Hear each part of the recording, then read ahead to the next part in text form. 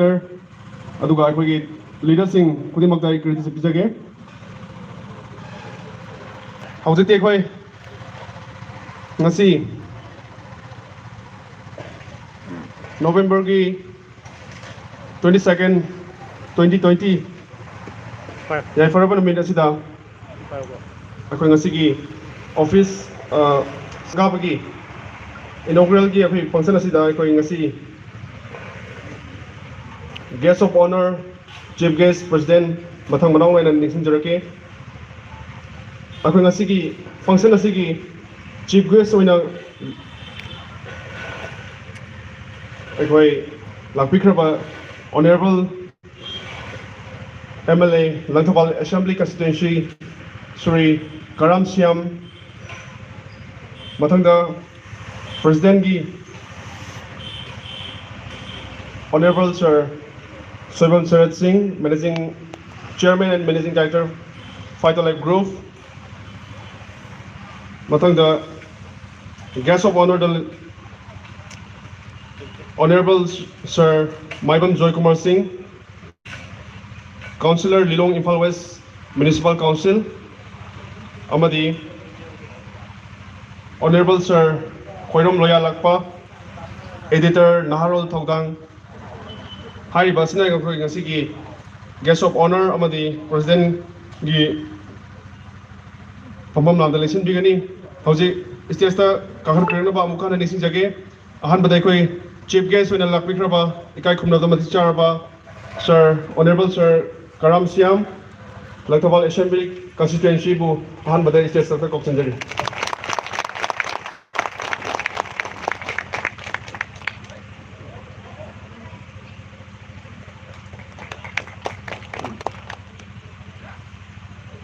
Takachari Mathangda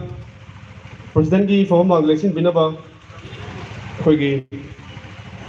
Chairman and Managing Director Phytolife Group Honorable Sir Soibam Sarat Singh Station ta kakhar pirna message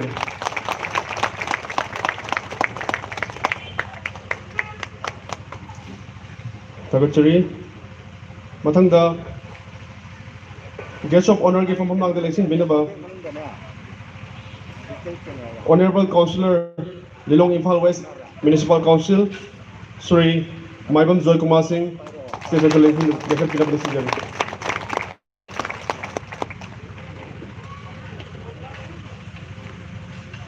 Mathangda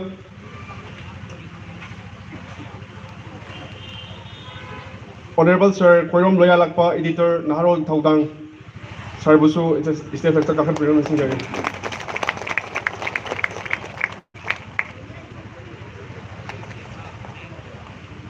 Takachari sir akhoi hojiki tanja sidi akhoi gi staff singa presentation of the yan fee based on pin abidam ta sesta ta kokujari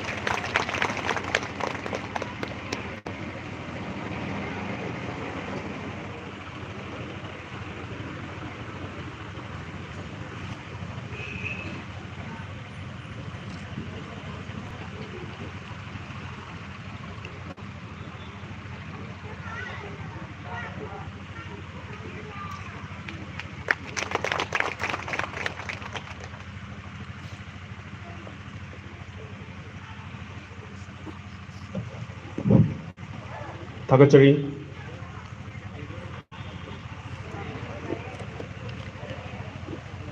ꯑꯩꯈꯣꯏ ꯕꯦꯖ ꯁꯦꯠꯄꯤꯈ꯭ꯔꯕ ꯃꯇꯨꯡꯗ ꯑꯩꯈꯣꯏ ꯍꯧꯖꯤꯛ office से अखोई ribbon कपीनबगीदमक्ता chief guest president अमदी guest of honour Singh अखोई office सोमदा इलेक्शन बिनबा ribbon कपीनबगीदमक्ता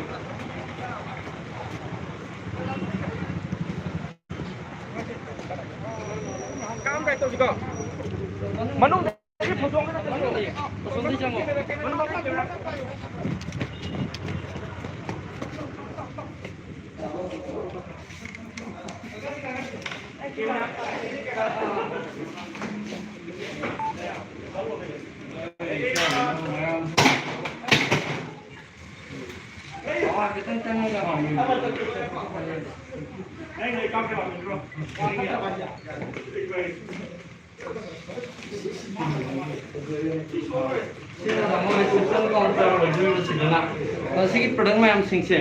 akoi Phytolife mang the sawa the nam sina akoi protein powder ngwe the sina akoi maximum of the covid ki situation the immune the side there I am production je kenogi herbal ki kenogi sina akoi ki berries mayam ki juice ne just Manipur from the akoi berries asi sibak thona na akoi ki minus 42 degree celsius the howa samudra the padi yang na to banai the modi na gena to product sina cosmetic ki karigra cosmetic se ore perfume ding dei re sina onion hair oil adiki ningdam da di best tare lupo kai gra je ma problem lai te si ba sina wa da sam phajana ho re si na jo khoi ki no to ra lai re adiki si ga to production ayam na personal care health care duga akoi FMC si se akoi Phytolife ki na te tu ta mo akoi branding ama sagat te tung da akoi Manipur tum da kenogi akoi ki vishal na tar samana akoi lekai lekai da dukan nge da akoi product pira toga chen system da market ma sagat ke na to ma le ko nam jaw re okay nasina akoi ki kenogi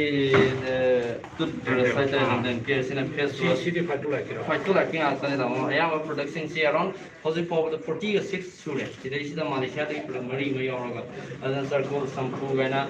gi sidal soap varieties ma thing se market ta phang da ma asa da mo green apple gi soap adagi chemical yaw da ai brand present ke na to jar ke sidal isina koi gi lemon gi ko dadagi circle gaina di ko ni ma na first maximum Bayagi kan, adu kena su price su azik pi market esde kena tahal itu, adu kan quality su kena dah itu, kan sina charcoal shampoo, teman-teman bade morkal organ shampoo kena, personal business tadi kong jual produk apa ni, koi dukaan deh yodi mana ni, kong jual produk. Demand ada kan di WhatsApp berapa? Aduh gini lay deh, nama di sini skincare itu yang demand lay, whitening and brightening cream. Mama itu hongnya juga customer itu orang sama tay gitu, sini nanti mana ni na, ay tu tay gitu kita bisa sih kan, mau di feedback lah, karena orang hongnya gitu tahu ni. Ini nuno media invite orang itu. Jadi ada harga kau tanah harga cook chicken business ya, malah breakfast ada media restaurant tu. Masa kita ada kan tahu, anam aku pun nak ini dah. Anam yang biasa anam.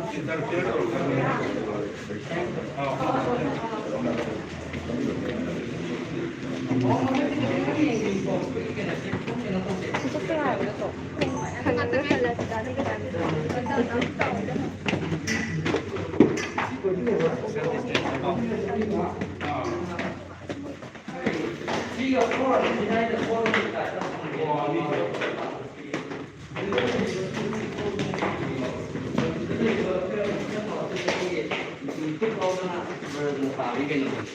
để online nha cái là public demand là market đi trong được nhưng mà production sẽ làm nó chút biệt là cái này nào production này làm rồi là experience cái rồi mà lấy production cái quality India cái product là bây giờ nó effort quality product là cái này Indian product gì rồi India cái mega industry cái nào đấy maximum Malaysia này juga cái akun ba anak business sama hafta le tama kan group to onkel aja dan sih tu sih drop ke heavy demand hauze true story ba mo story man jeng tu even aku na no magi ising da dagi sa ko drop mani hafta la thabu ganda angang kena tor lai hau tor ko ji jama yang suna kena le an demand le hai ta customer le không đi rồi aku ye 상전 중이랑 시행다. 그럼 마트 시즌에 pen office 오이나 걔나 또 걔나 또 보다. 시즌에 office 요. 시즌 따고 그게 시즌이 뭐지? 아니 좀 걔는 마트 킹고. 이제 그게 걔는 일단 걔는 나와서 킹고. 또 방금 오씨. 또 오늘 Nah, pergi manajemen kamu, packaging kita yang kita tahu.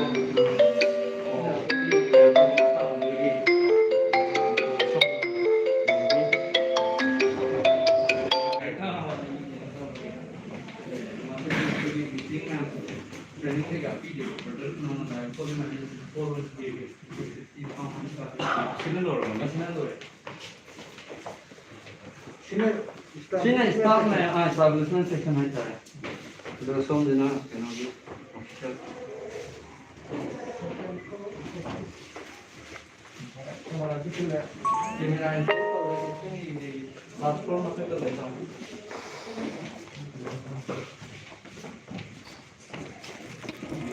मैं नाम लांजे वो दिखता है मेरा 15 दो.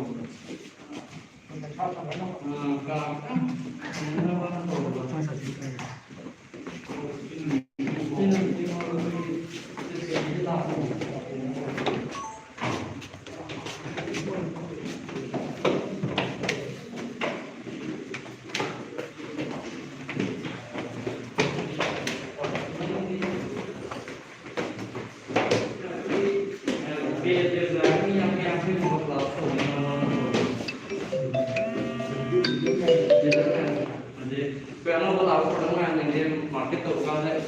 trend to sang in sa to ma ai ko ni no Phytolife cái nó sao mình có chỗ nó vui ai giờ luôn mình thấy cái đâu được cứ bước lập mình là có ra rồi ha to không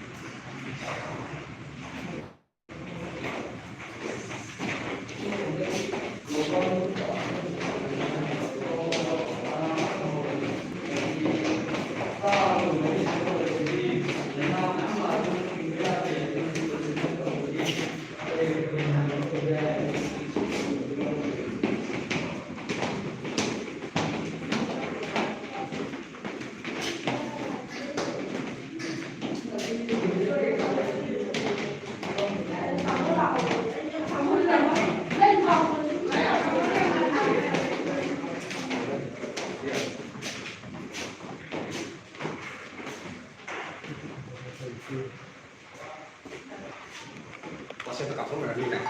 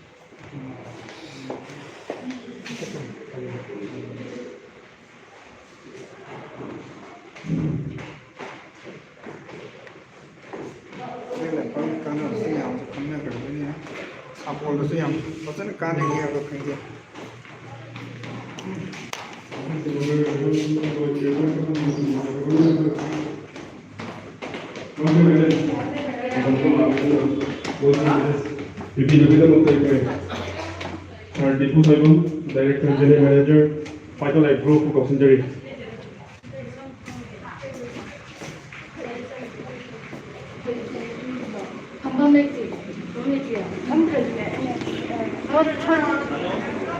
Good morning, everyone.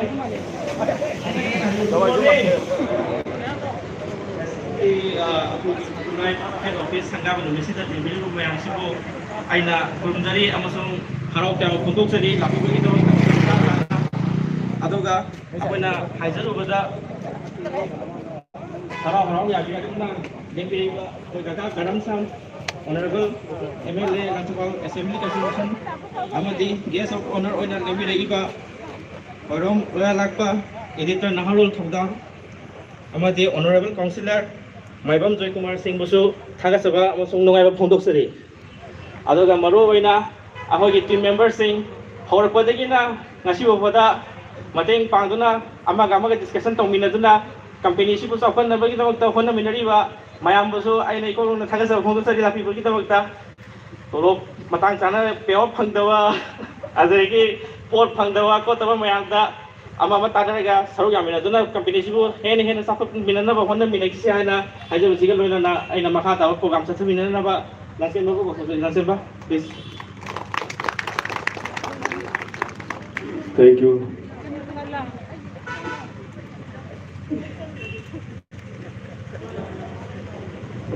Tagachari, welcome to the Garbas or the Bukidamata. How's company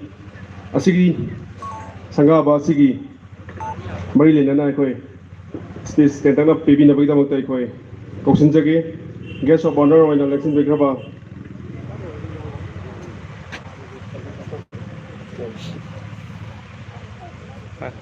Honorable Sir, Khoiram Loya Lakpa, Editor Naharol Thogdang, Sarbu, Wai Kradang Tambina Vidamta.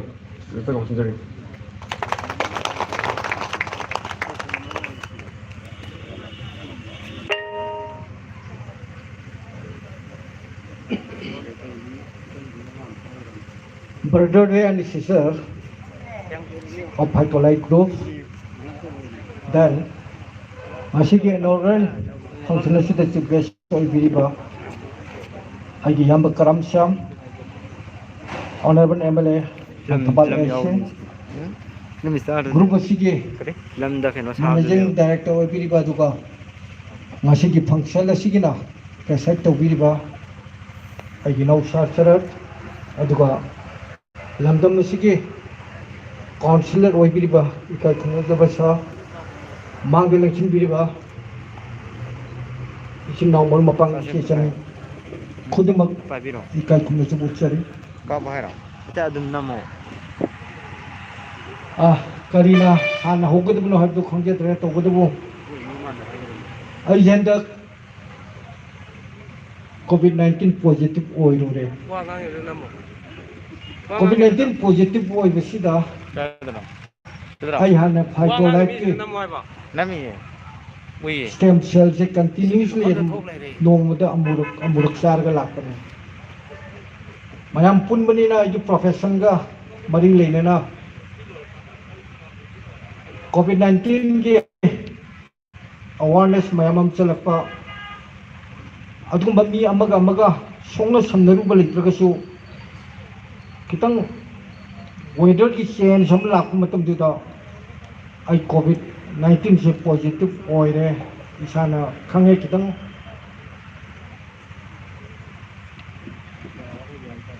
Babina da sala ka test of thule positive ne thole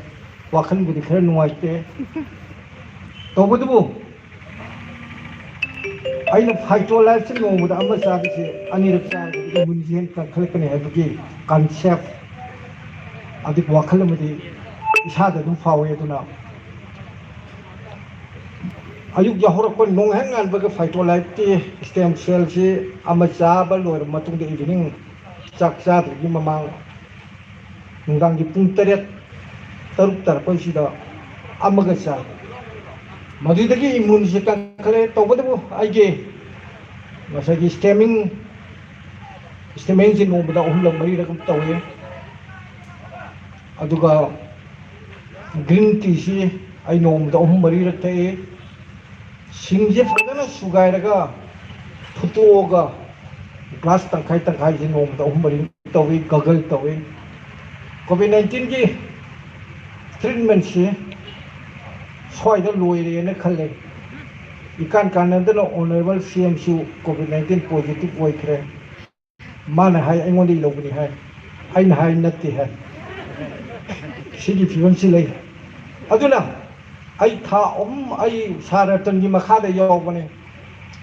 saratan gi makha da yaw da ai lep ta mi jamari muk suwa krum tore arai tek tan solab lei re masigi ai tamo sam da su hai ne tamo sam hana sa lei re hoji ti lepa male makha muk sa se na hai ne ado ahan ga woi pagam masa di tamo sam si fai ado masigi tambangam de COVID-19 gi keno sidi mag masigi pandemic sidi tambangam de ne ai loan khare khare fai to ji han ngang yaram dam de hoji loan je fai to ji phagal abane tamo makata na khare am sabiyo ai so ji kanna sari no da ani rak sab duna phaba male aina Manipur da network si yam torme network si Manipur miyam ge asau bi woi akhoji is part of or type of network or CD health ka mari leina ba product tawani na aina yaure ai sa kana jare health ta su fare hakchang su fare tongan ma product mayam am sole India ge makhada lakpan network sing si khadrak madrak kadar madar torga sam lakpan network si kuine chatte to budu akhoi ji Phytolife group ke masigi system side atopa lebak ki makhada Malaysia ki magi product ki makhada tawjaraga su akhoi state sida run tawjaba head office mafam sida oiraga tawbunina health product mari lenar ma torok pa thabak ngaktani na masidi yamna phaye na khali ai hana diabetes leramne diabetes ya aham ba test tong matam da 470 ai lecture ga siba ya ba matam du ne 470 je ai hana football sanare national player ne hajiki chief minister wonga evidence ne ahan ba vote karpa hai tare ne adudai da khoi football match sam sana sena sana ba sida honorable MLA si yauna hajiki chief minister si yaw sana matum da field me ai da diabetes ki sang wankal ke na sana ri manung da lecture pa de ai se test over da 470 ki adai da high level ba de gi aji diabetes si kamai to ne normal ta de no na diabetes ki hidak mayam sai adagi tongan treatment akhoi natural kenos mayam sina layengi allopathy guli mayam sar ga layengi to butu normal tawo si control de dum lerga normal tawo si ya da ba adu saratan thengnadana saratan thengnabadagi di mane diabetes ka je loi control to bani si immune wang khanan bani aduni adani ai class mayam je primatam da ai sabe hek hobaga within 15 days tamo diabetes normal ta ge hojisu ngarang nahan test oi diabetes normal tarame aina diabetes normal tar ko sida manipuri diabetes ki patients atak jamna leibani na sugunu ge honorable MLA tamo keranjet tamo keran jita tamo nang diabetes lairibra lairi normal suk tabra tadabra control tawbi normal sukta tadi haibidagi tamo di yang thaba Phytolife stem cell am leire ai normal tare angtu sara yenge haibidagi sara tani bani se chalaga arban MLA si diamond lakari no ma lahuwe macam pana tor diamond mo betai ayu yang kana aspat mo damina saratan ka chalaga pidure adi matang de aina phone to kan da noi haksang ji kan khali ne nuai ne te song to to tamo 15 days gum le raga normal tabra ta tabra adu ti yin biu hab de sangna da na adu mo pau phone la gidre then thang gi MLA oiramba tamo mangi babu maju diabetes lay khangbadagi tamo samai to aporosa jena torga adu ju saratan ga chalaga thinminaru adu mai do gol laginom yawune adu mai torga ahanna nisi haksang nungai re na harapadi diabetes tong to test to pyu haibadagi makhata ba pau phongadre aina aigi isada phangkiba madugi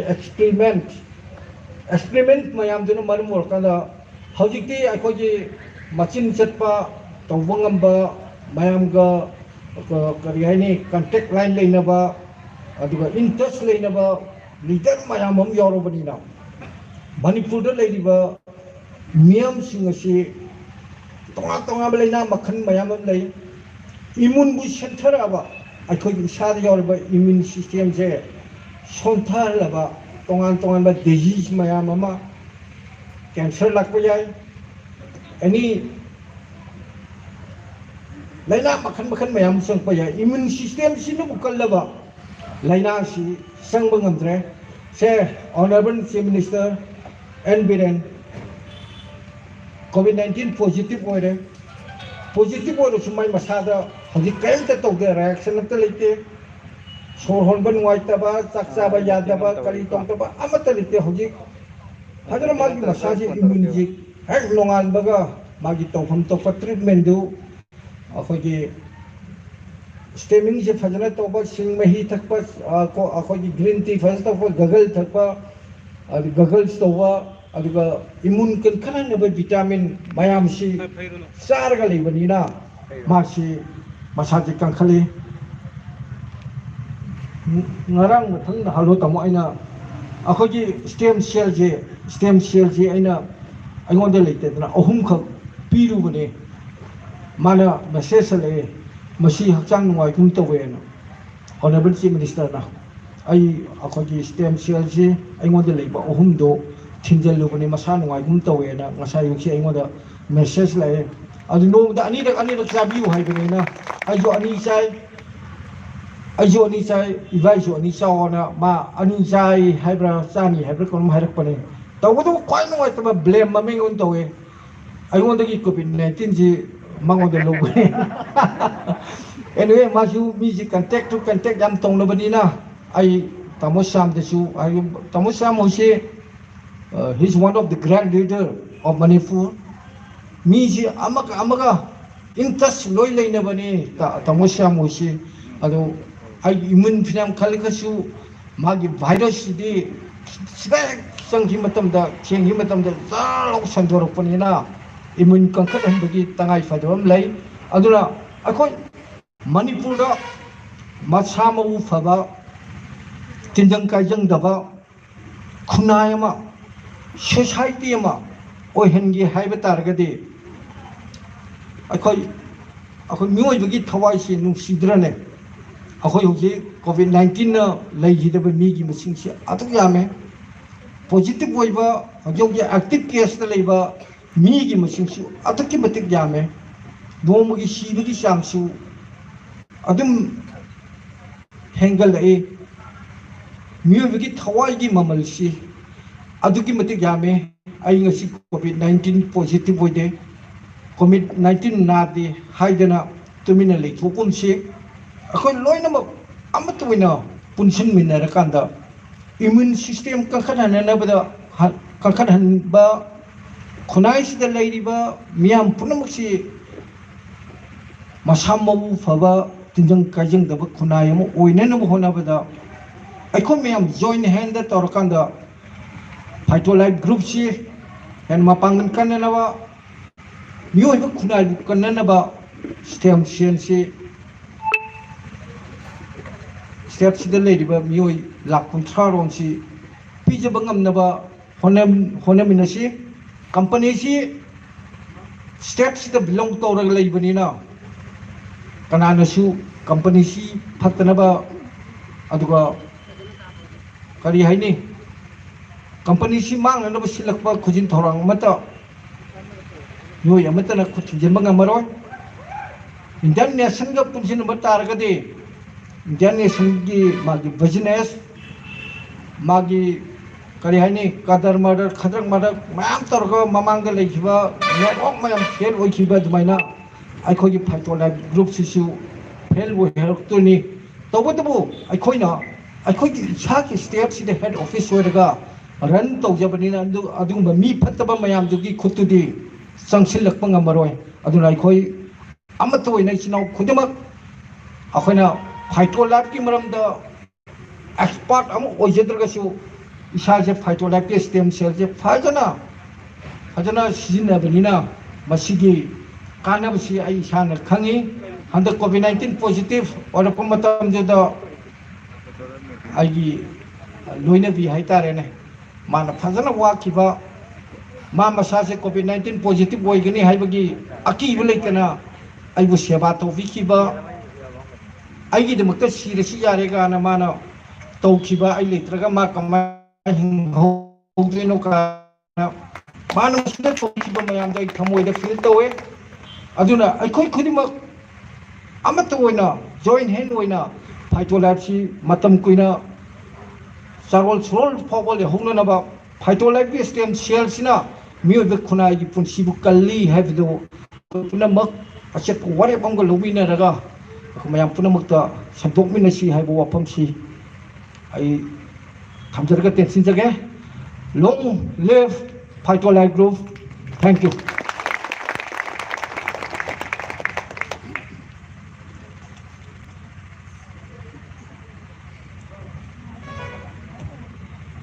Tagachari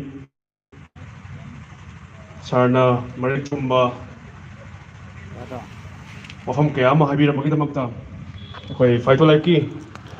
Hidak Taki Henba Karisulaite Hosik Luraba Tanpama Kwiki COVID-19 na Paksan na Naraba Matam Sida Koi Phytolife ki Koi stem cell Adagi Tungan ba hidak Mayama Sina Koi Layeng Mada Fakiba patient aduki matik yam kre aduna som akoi library ba khoti magna akoi khangbira ba ngakta ni adu sarna matik marik chumna haibira magida makta sar ba mukan thagachari sidi koi guest of honor in library by koi kai khumna ba matik charba sir Sri Maibam Joy Kumar Singh Honorable Councillor Leong Impal West Municipal Council bu wahi kharadang thambina bagida makta sar ba koksinjari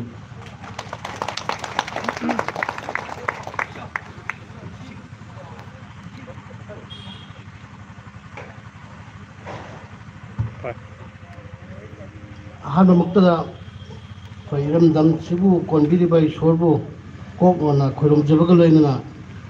the Sigi Sigun Sing Lam Lava Phytolife Group Company Sigi Inauguration Function Amadi Head Office Samasida Tambagi Mailena Pantoliba Thoramasi died election Biba Peggy the Grace election Biba Hanuda being one of the Yamba Koi tamu karam samsing pasang da koi gi sebelum sadat koi le na koi gi hoilam pau gi api kani aron thogdang gi gi liter koi wai bi ba koi baru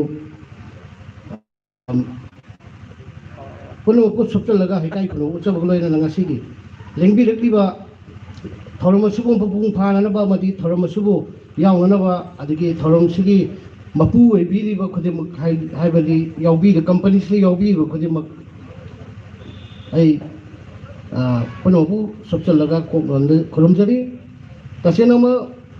Mamma the Super Big Ray, ꯑꯩꯈꯣꯏꯒꯤ multi level marketing ꯑꯩꯈꯣꯏꯒꯤ ꯍꯥꯏꯔꯤꯕ ꯑꯩꯈꯣꯏꯒꯤ network ꯑꯃ ꯑꯣꯏꯔꯤꯕ ꯑꯩꯈꯣꯏꯒꯤ ꯐꯥꯏꯇꯣꯂꯥꯏꯐꯁꯤ ꯇꯁꯦꯡꯅꯕꯗꯤ ꯑꯩꯈꯣꯏꯒꯤ product ꯕꯦꯁ ꯇꯧꯕ ꯑꯗꯨꯒꯨꯝꯕ ꯄꯣꯠ ꯑꯃꯁꯨ ꯑꯣꯏꯔꯕꯅꯤꯅ ꯑꯩꯈꯣꯏ ꯃꯥꯡꯗ ꯅꯦꯠꯋꯥꯔꯛꯀꯤ ꯀꯤꯕ ꯑꯩꯈꯣꯏꯒꯤ ꯃꯗꯨꯒꯤ ꯆꯩꯊꯦꯡ ꯐꯪꯈꯤꯕ ꯃꯌꯥꯝ ꯑꯇꯣꯞ ꯑꯇꯣꯞꯄ ꯃꯃꯥꯡꯉꯩꯗ ꯏꯟꯚꯦꯁꯃꯦꯟ ꯄ꯭ꯂꯥꯟꯒꯨꯝꯕ ꯁꯤꯒꯨꯝꯕ ꯑꯩꯈꯣꯏꯒꯤ ꯀꯌꯥꯗ ꯈꯨꯠꯊꯤꯈ꯭ꯔꯕ ꯃꯥꯏꯊꯤꯈ꯭ꯔꯕ ꯀꯌꯥꯁꯨ ꯂꯩꯇꯕ ꯅꯠꯇꯦ ꯑꯗꯨꯕꯨ ꯇꯁꯦꯡꯅꯃꯛ ꯍꯥꯏꯔꯤꯕ ꯀꯝꯄꯅꯤꯁꯤ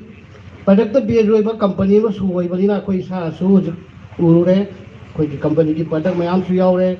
ꯑꯗꯨꯗ ꯑꯩꯈꯣꯏꯅ ꯃꯥꯏ ꯄꯥꯛꯅꯕꯒꯤꯗꯃꯛꯇ ꯑꯩꯈꯣꯏꯒꯤ ꯂꯤꯗꯔꯁꯤꯡ ꯑꯣꯏꯕꯤꯔꯤꯕ ꯁꯤꯡꯁꯤꯅ ꯑꯩꯈꯣꯏꯒꯤ ꯇꯨꯡ ꯀꯣꯏꯅ ꯃꯁꯤ ꯃꯥꯏ ꯄꯥꯛꯅ ꯆꯠꯅꯕꯒꯤꯗꯃꯛꯇ ꯍꯧꯖꯤꯛꯇꯤ ꯑꯩꯈꯣই ꯀꯝꯄꯤꯇꯤꯇꯤভ ꯑꯩꯈꯣꯏꯒꯤ ꯃꯣꯅꯣꯄꯣꯂꯤꯁꯇꯤꯛ ꯀꯝꯄꯤꯇꯤꯁꯟ ꯇꯣꯉꯥꯟ ꯇꯣꯉꯥꯟꯕ ꯇ꯭ꯔꯦꯠ ꯀꯌꯥꯗ ꯅꯠꯇ꯭ꯔꯒ ꯇꯣꯉꯥꯟꯕ ꯂꯝ ꯀꯌꯥꯗ ꯇꯣꯉꯥꯟ ꯇꯣꯉꯥꯟꯕ ꯄꯣꯂꯤꯁꯤ ꯀꯌꯥꯅ ꯀꯝꯄꯅꯤꯗꯨꯒꯤ ꯃꯥꯡꯖꯤꯟ ꯊꯥꯕ ꯆꯠꯄ ꯉꯝꯕ ꯑꯗꯨꯒꯨꯝꯕ ꯄꯣꯠꯁꯛ ꯑꯃ ꯑꯣꯏꯗꯣꯏꯅꯤ ꯑꯗꯨꯅ ꯇꯨꯡ ꯀꯣꯏꯅ ꯆꯠꯅꯕꯒꯤꯗꯃꯛꯇ ꯍꯥꯏꯔꯤꯕ ꯃꯗꯨꯒꯤ ꯁꯤꯁꯇꯦꯃꯦꯇꯤꯛ ꯂꯩꯔꯤꯕ ꯈꯣꯠꯂꯤꯕ ꯑꯩꯈꯣꯏꯒꯤ ꯆꯥꯡ ꯅꯥꯏꯅ ꯄꯦꯃꯦꯟ ꯁꯤꯁꯇꯦꯝ ꯄꯤꯕ ꯈꯣꯠꯄꯆꯤꯡꯕꯁꯨ ꯌꯥꯝ ꯂꯩꯔꯝꯒꯅꯤ ꯑꯗꯨꯒꯨꯝꯕ ꯀꯝꯄꯅꯤꯒꯤ ꯃꯅꯤꯡ ꯑꯣꯏꯕ ꯄꯣꯠꯁꯛꯁꯤꯡ ꯑꯗꯨ ꯑꯗꯨꯅ ꯍꯥꯏꯔꯤꯕꯁꯤꯡ ꯑꯁꯤ ꯑꯩꯅ ꯁꯨꯝ ꯑꯩꯈꯣꯏꯒꯤ ꯌꯦꯡꯖꯕ ꯃꯇꯝꯗ ꯉꯁꯤꯒꯤ ꯀꯝꯄꯅꯤꯁꯤꯒꯤ ꯃꯦꯅꯦꯖꯤꯡ ꯗꯥꯏꯔꯦꯛꯇꯔ ꯑꯣꯏꯕꯤꯔꯤꯕ ꯑꯩꯈꯣꯏꯒꯤ ꯁꯔꯠꯁꯤꯁꯨ ꯌꯥꯝꯅ ꯁꯤꯟꯁꯤꯌꯔ ꯑꯣꯏꯕ ꯑꯗꯒꯤ ꯄꯨꯛꯆꯦꯜ ꯁꯦꯡꯕ ꯑꯗꯒꯤ ꯀꯠꯊꯣꯛꯄ ꯇꯧꯒꯦ ꯈꯟꯕꯗ ꯊꯕꯛꯇ ꯅꯨꯄꯥ ꯊꯣꯛꯅ ꯄꯥꯡꯊꯣꯛꯄ ꯉꯝꯕ ꯑꯗꯨꯒꯨꯝꯕ ꯒꯨꯟꯁꯨ ꯌꯥꯎꯋꯤ ꯑꯩꯈꯣꯏ ꯂꯣꯏꯅꯔꯛꯄ ꯃꯇꯝꯗ ꯑꯗꯨꯅ ꯃꯥꯒꯤ ꯂꯤꯁꯤꯡ ꯃꯈꯥꯗ ꯉꯁꯤ ꯀꯝꯄꯅꯤꯁꯤ ꯇꯁꯦꯡꯅ ꯃꯅꯤꯄꯨꯔꯗ ꯑꯩꯈꯣꯏꯒꯤ ꯑꯇꯣꯞꯄ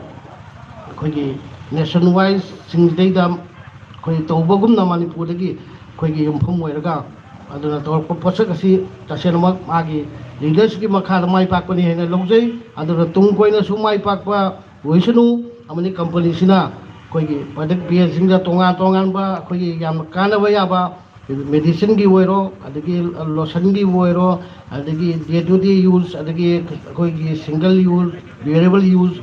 ꯄꯣꯠꯁꯛ ꯃꯌꯥꯝꯒꯤ ꯗꯔꯀꯥꯔ ꯑꯣꯏꯕ ꯃꯤꯌꯥꯝꯅ ꯀꯥꯟꯅꯒꯗꯕ ꯑꯩꯈꯣꯏꯒꯤ ꯃꯗꯨꯒꯤ ꯚꯦꯂꯨ ꯀ꯭ꯋꯥꯂꯤꯇꯤ ꯑꯦꯟ ꯀ꯭ꯋꯥꯟꯇꯤꯇꯤꯗꯨ ꯑꯩꯈꯣꯏ ꯐꯖꯅ ꯂꯩꯍꯟꯅꯕ ꯑꯗꯒꯤ ꯀꯝꯄꯅꯤꯁꯤ ꯃꯥꯏ ꯄꯥꯛꯄ ꯑꯣꯏꯁꯅꯨ ꯑꯗꯨꯒ ꯁꯤꯗꯁꯨ ꯑꯩꯈꯣꯏꯅ ꯇꯣꯉꯥꯟ ꯇꯣꯉꯥꯟꯕ ꯃꯥꯏꯀꯩ ꯀꯌꯥꯗꯒꯤ ꯑꯗꯩ ꯁꯖꯦꯁꯟꯅꯆꯤꯡꯕ ꯈꯪꯍꯩꯁꯤꯡ ꯇꯥꯟꯅꯕꯤꯗꯨꯅ ꯍꯦꯟꯅ ꯐꯕ ꯑꯗꯒꯤ ꯍꯦꯟꯅ ꯇꯨꯡ ꯀꯣꯏꯒꯗꯕ ꯄꯣꯠꯇꯨ ꯑꯣꯏꯕꯤꯌꯨ ꯍꯥꯏꯅ ꯑꯩ ꯊꯝꯖꯒꯦ ꯑꯗꯨꯒ ꯌꯥꯝ ꯁꯥꯡꯅꯁꯨ ꯃꯇꯝ ꯂꯧꯖꯔꯣꯏ ꯑꯗꯣ ꯋꯥꯐꯝ ꯈꯔꯁꯤꯈꯛ ꯊꯝꯖꯔꯒ ꯃꯇꯥꯡꯁꯤꯗ ꯑꯩ ꯀꯝꯄꯅꯤꯁꯤ ꯇꯨꯡ ꯀꯣꯏꯅ ꯃꯅꯥ ꯆꯦꯠꯅ ꯂꯩꯕ ꯑꯣꯏꯁꯅꯨ ꯍꯥꯏꯕ ꯋꯥꯐꯝꯁꯤ ꯊꯝꯖꯔꯒ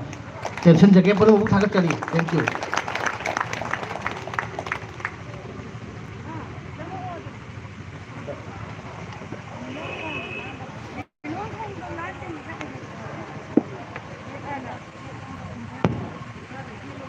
थागतचरी गेस्ट ऑफ ऑनर और इलेक्शन बिलिबा sir Maibam Joy Kumar Singh honourable councillor Lilong Imphal west municipal council बु थागतचरी वही मरिक चुम्बा वही खरदंग थम्बिरमगिदमक्ता हनना थागतचरी मखा तारकपा प्रोग्राम ये मतुंगिना अखोय चीफ गेस्ट और इलेक्शन बिलिबा honourable sir honourable MLA Langthabal assembly constituency को वही खरदंग थम्बिरमगिदमक्ता उसिंजरी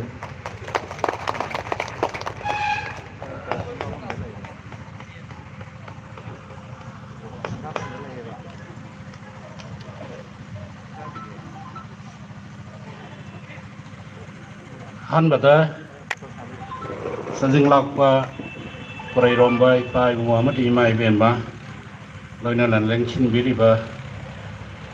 पुनमंगपु ai कोनोना खुरुमजरी aina khanbadadi sarat noigi Phytolife ki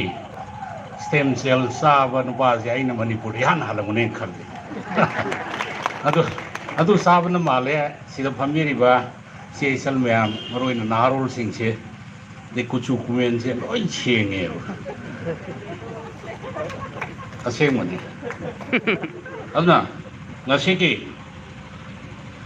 aduga atopa mana ai khalamine ngasai dage ai loya su yaure sarata hangamine noigi si public ta khajana khangan gadaba port ama adi head office sida headquarters si oiba media karigi yahundabno naina hangba kanda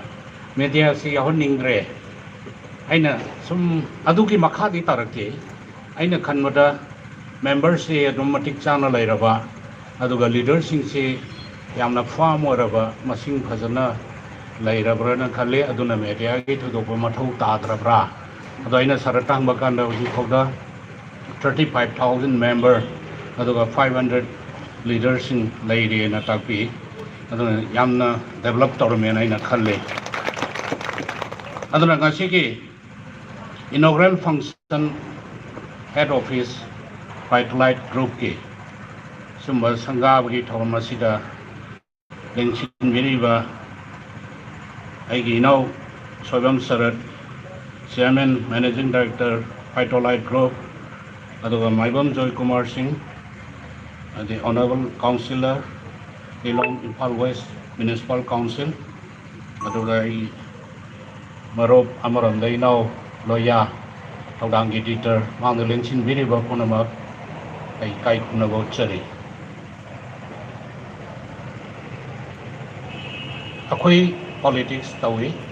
aduwa akhoi politics se karida base tawge da koi horai ba narol sing se da ai minister oiraga laiba matam du da Phytolife se saradoi kai hoi moi khara sialaga horokpa sida ai chano pana moi ani tawraga abung akhoi pisa nungsa si khara shortage laibanina 10 lakh ti ai adum matamdu da invest tawgibane ahamba horakpadu da adu yam fare ngasi di oiramme paisa du di loi halakra halakri bai khang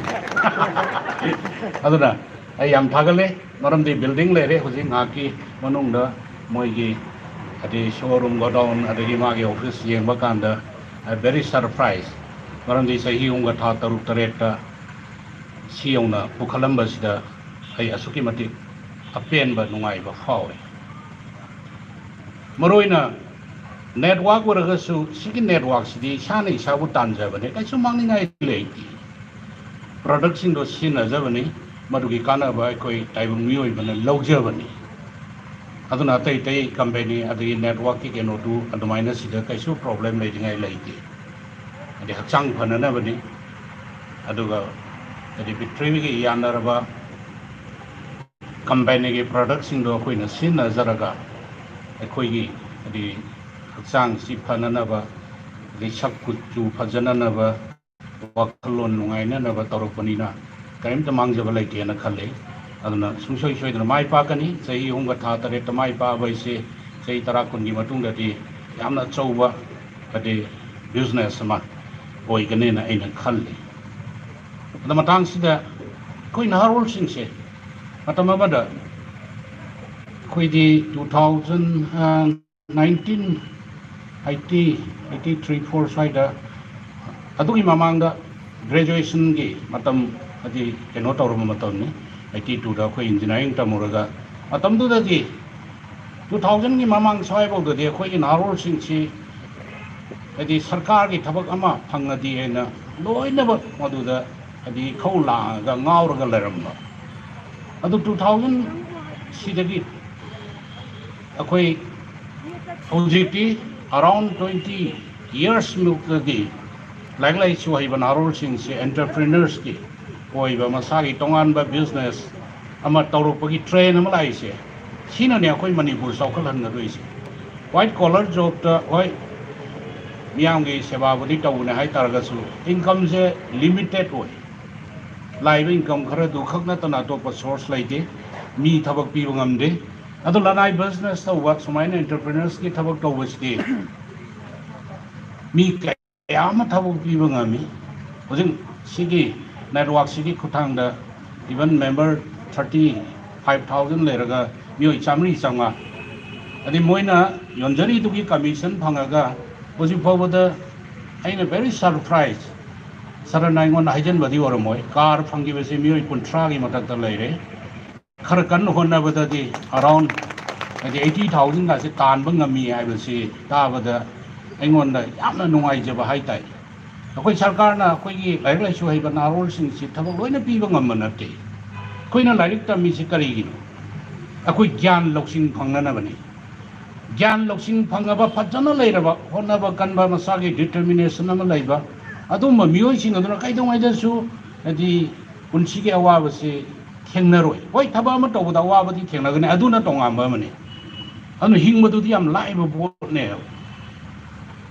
ꯑꯗꯨꯅ ꯍꯧꯖꯤꯛꯇꯤ ꯑꯦꯟꯇꯔꯄ꯭ꯔꯤꯅꯔꯁꯀꯤ ꯋꯥꯈꯜꯂꯣꯟꯗ ꯑꯩꯈꯣꯏꯒꯤ ꯅꯍꯥꯔꯣꯜꯁꯤꯡꯁꯤꯅ ꯋꯥꯈꯜꯂꯣꯟꯁꯤ ꯄꯨꯊꯣꯛꯑꯒ ꯑꯩ ꯈꯛꯀꯤ ꯅꯠꯇꯕ ꯌꯥꯝꯗ꯭ꯔꯕꯗ ꯃꯤꯑꯣꯏ 5-10 ꯊꯕꯛ ꯄꯤꯅꯅꯕꯒꯤ ꯍꯣꯠꯅꯕꯒꯤ ꯇꯥꯟꯖꯥꯗꯨ ꯂꯥꯛꯑꯕ ꯃꯇꯝꯅꯤ ꯃꯁꯤꯒꯤ ꯋꯥꯈꯜꯂꯣꯟ ꯂꯥꯛꯄꯗꯒꯤꯅꯤ ꯃꯅꯤꯄꯨꯔꯅ ꯃꯥꯡꯂꯣꯝꯗ ꯆꯪꯁꯤꯜꯂꯛꯏꯕ